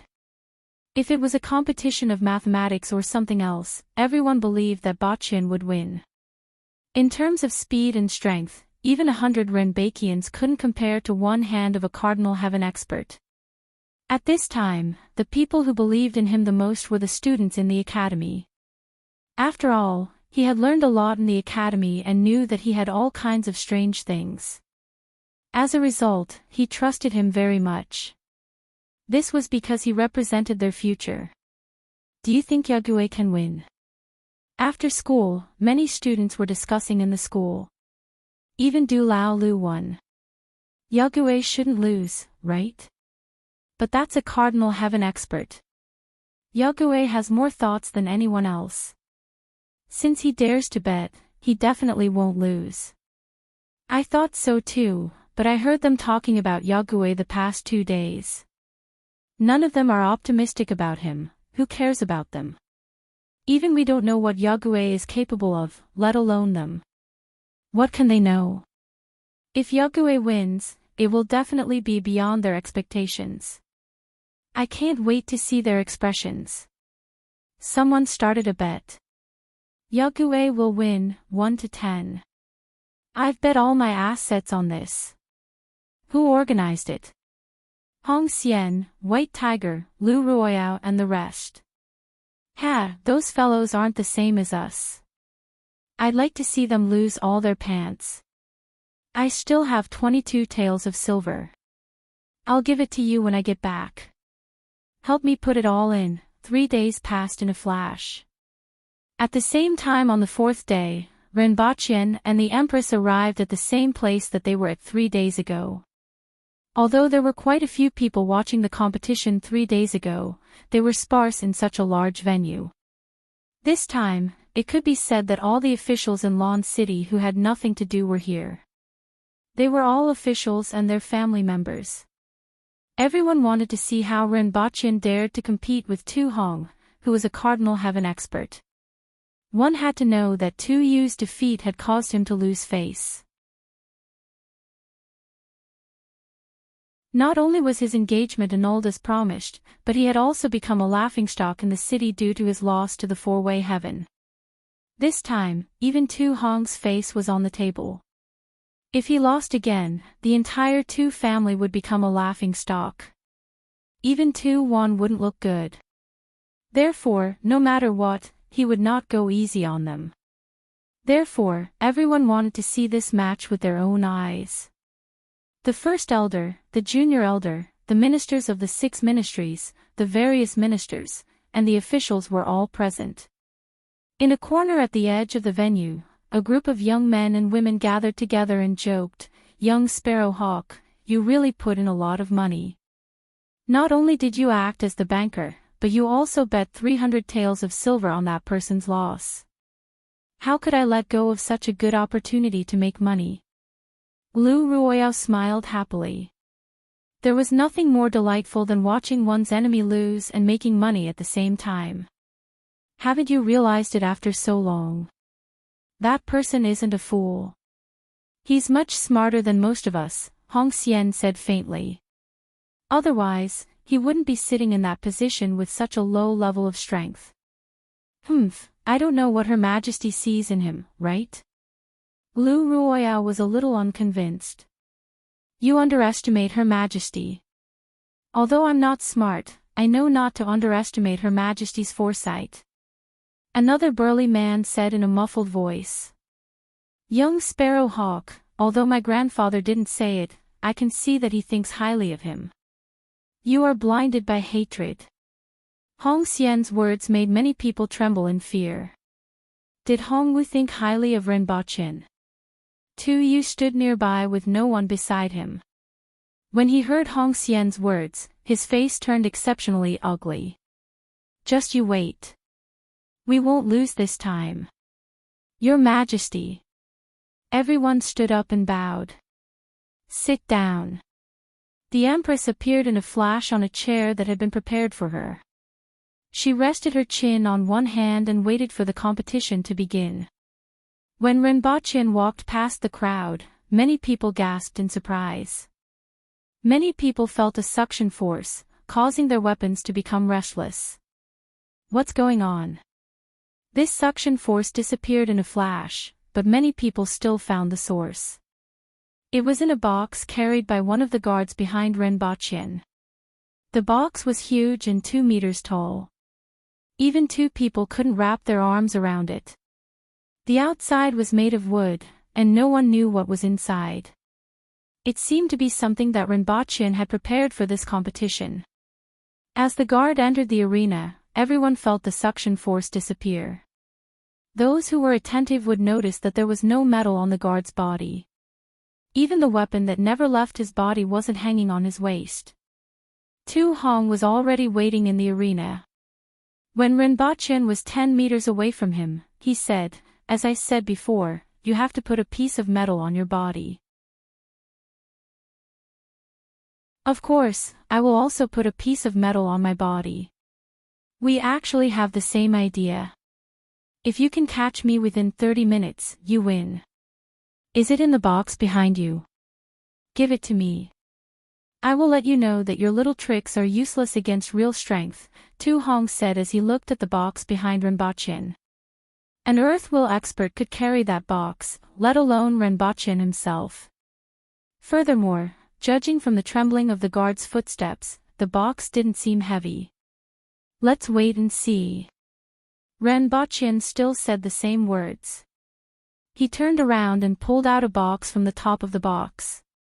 Following which, his face immediately became extremely strange, and his hands couldn't help but shake. Take the box away, Renbochin whispered. The guard quickly took the box away, and Renbochen's face gradually relaxed as he wiped the sweat off his forehead. After placing the box on the ground, Renbochen took out a metal hoop that was only slightly thicker than a person's waist. However, it was as thick as an arm and seemed to only weigh about 50 kilograms. "This is it. Put it on your waist." Renbochen walked slowly to Tu Hong with the box in his hand. Tu Hong was a little puzzled as this thing was really too small. He originally thought that Renbochen was using a heavy object to slow down his movements, but how big was this thing? Only a few kilograms. Furthermore, when he took it, he realized that it was lighter than he expected. It was at most 10 kilograms. "If it leaves your body, you lose," Renbochen said again. "Humph," Tu Hong snorted coldly as he took the hoop and put it from his feet to his waist. It was slightly big, but there were some airbags inside the hoop. Renbochen stretched out his hand and the airbags filled the gap. The hoop was like a belt that was securely fastened to his waist. "All right, before you lose, do you have anything else to say?" Renbochen asked with a relaxed smile on his face when he saw that he had put on the bracelet. "Me? Lose? Ha, ha ha ha ha ha." Tu Hong suddenly burst into laughter when he heard Renbochen's words. "You actually said that I will lose. I can't wait any longer." After laughing, Tu Hong lowered his head slightly and stared fiercely at Renbochen. He grinned and revealed his snow-white teeth like a wild beast. "I can't wait to let you know that the thing you rely on is so weak and shatter that inexplicable self-confidence of yours. I will let you know what true strength is."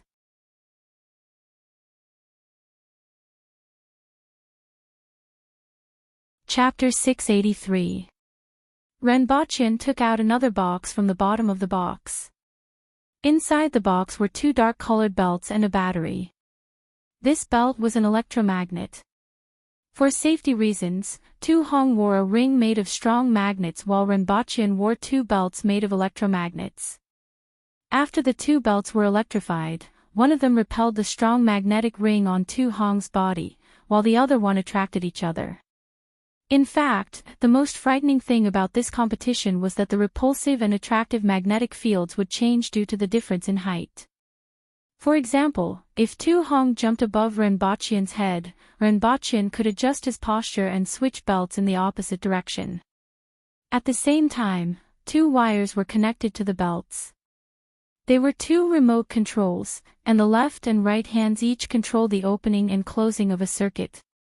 After getting everything ready, Renbochen turned on the electric current of the repulsive magnetic belt, turned to look at the Empress, raised his right fist, and gave her a thumbs up. "Begin." Xian just stepped forward, and her cold voice spread throughout the arena. Tu Hong took 3 steps forward unhurriedly.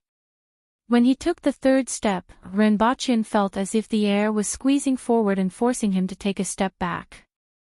At this time, the distance between the two was still 10 meters. This was the repulsive effect of the electric current at its maximum. However, in the eyes of others, it seemed as if Renbochen was oppressed by Tu Hong's imposing manner and subconsciously took a step back. Tu Hong stopped and gave Renbochen a ferocious smile.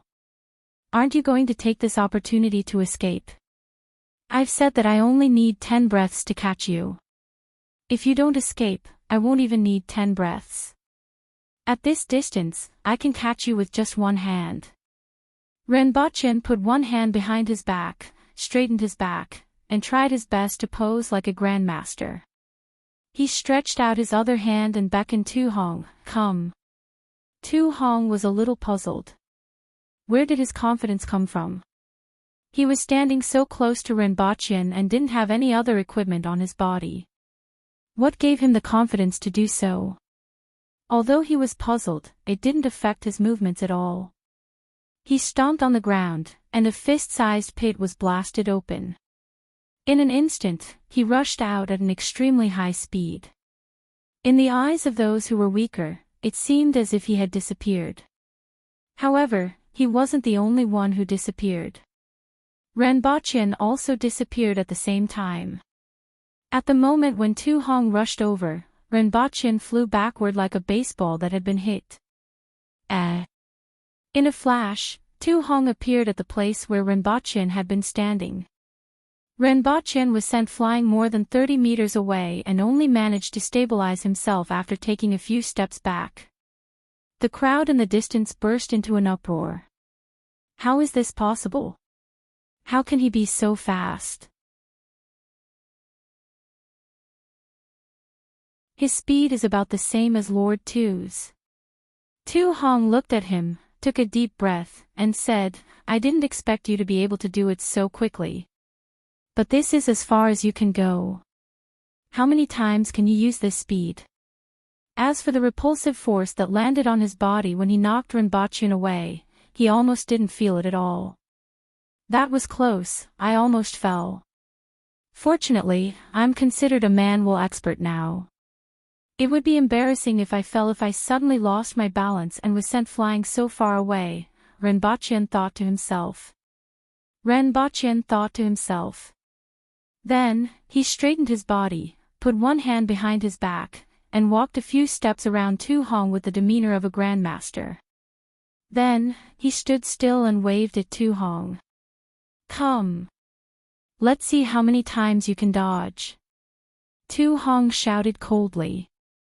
The soil under his feet exploded again, and he instantly crossed more than 30 meters and appeared at the place where Renbochin was standing. However, in the eyes of everyone, Renbochin's speed wasn't inferior at all. He retreated more than 10 meters at almost the same speed as Tu Hong, but this time, he was in a more difficult situation and almost fell to the ground. He flipped backward and took a few steps back before stabilizing himself. I want to see whether you retreat faster or I chase faster. Tu Hong laughed and gave chase again. However, Renbochin appeared more than 10 meters away at the same time. Tu Hong didn't stop and rushed out again the moment he landed. Renbochin was sent flying again. One of them chased while the other retreated. In the blink of an eye, they had retreated more than 200 meters.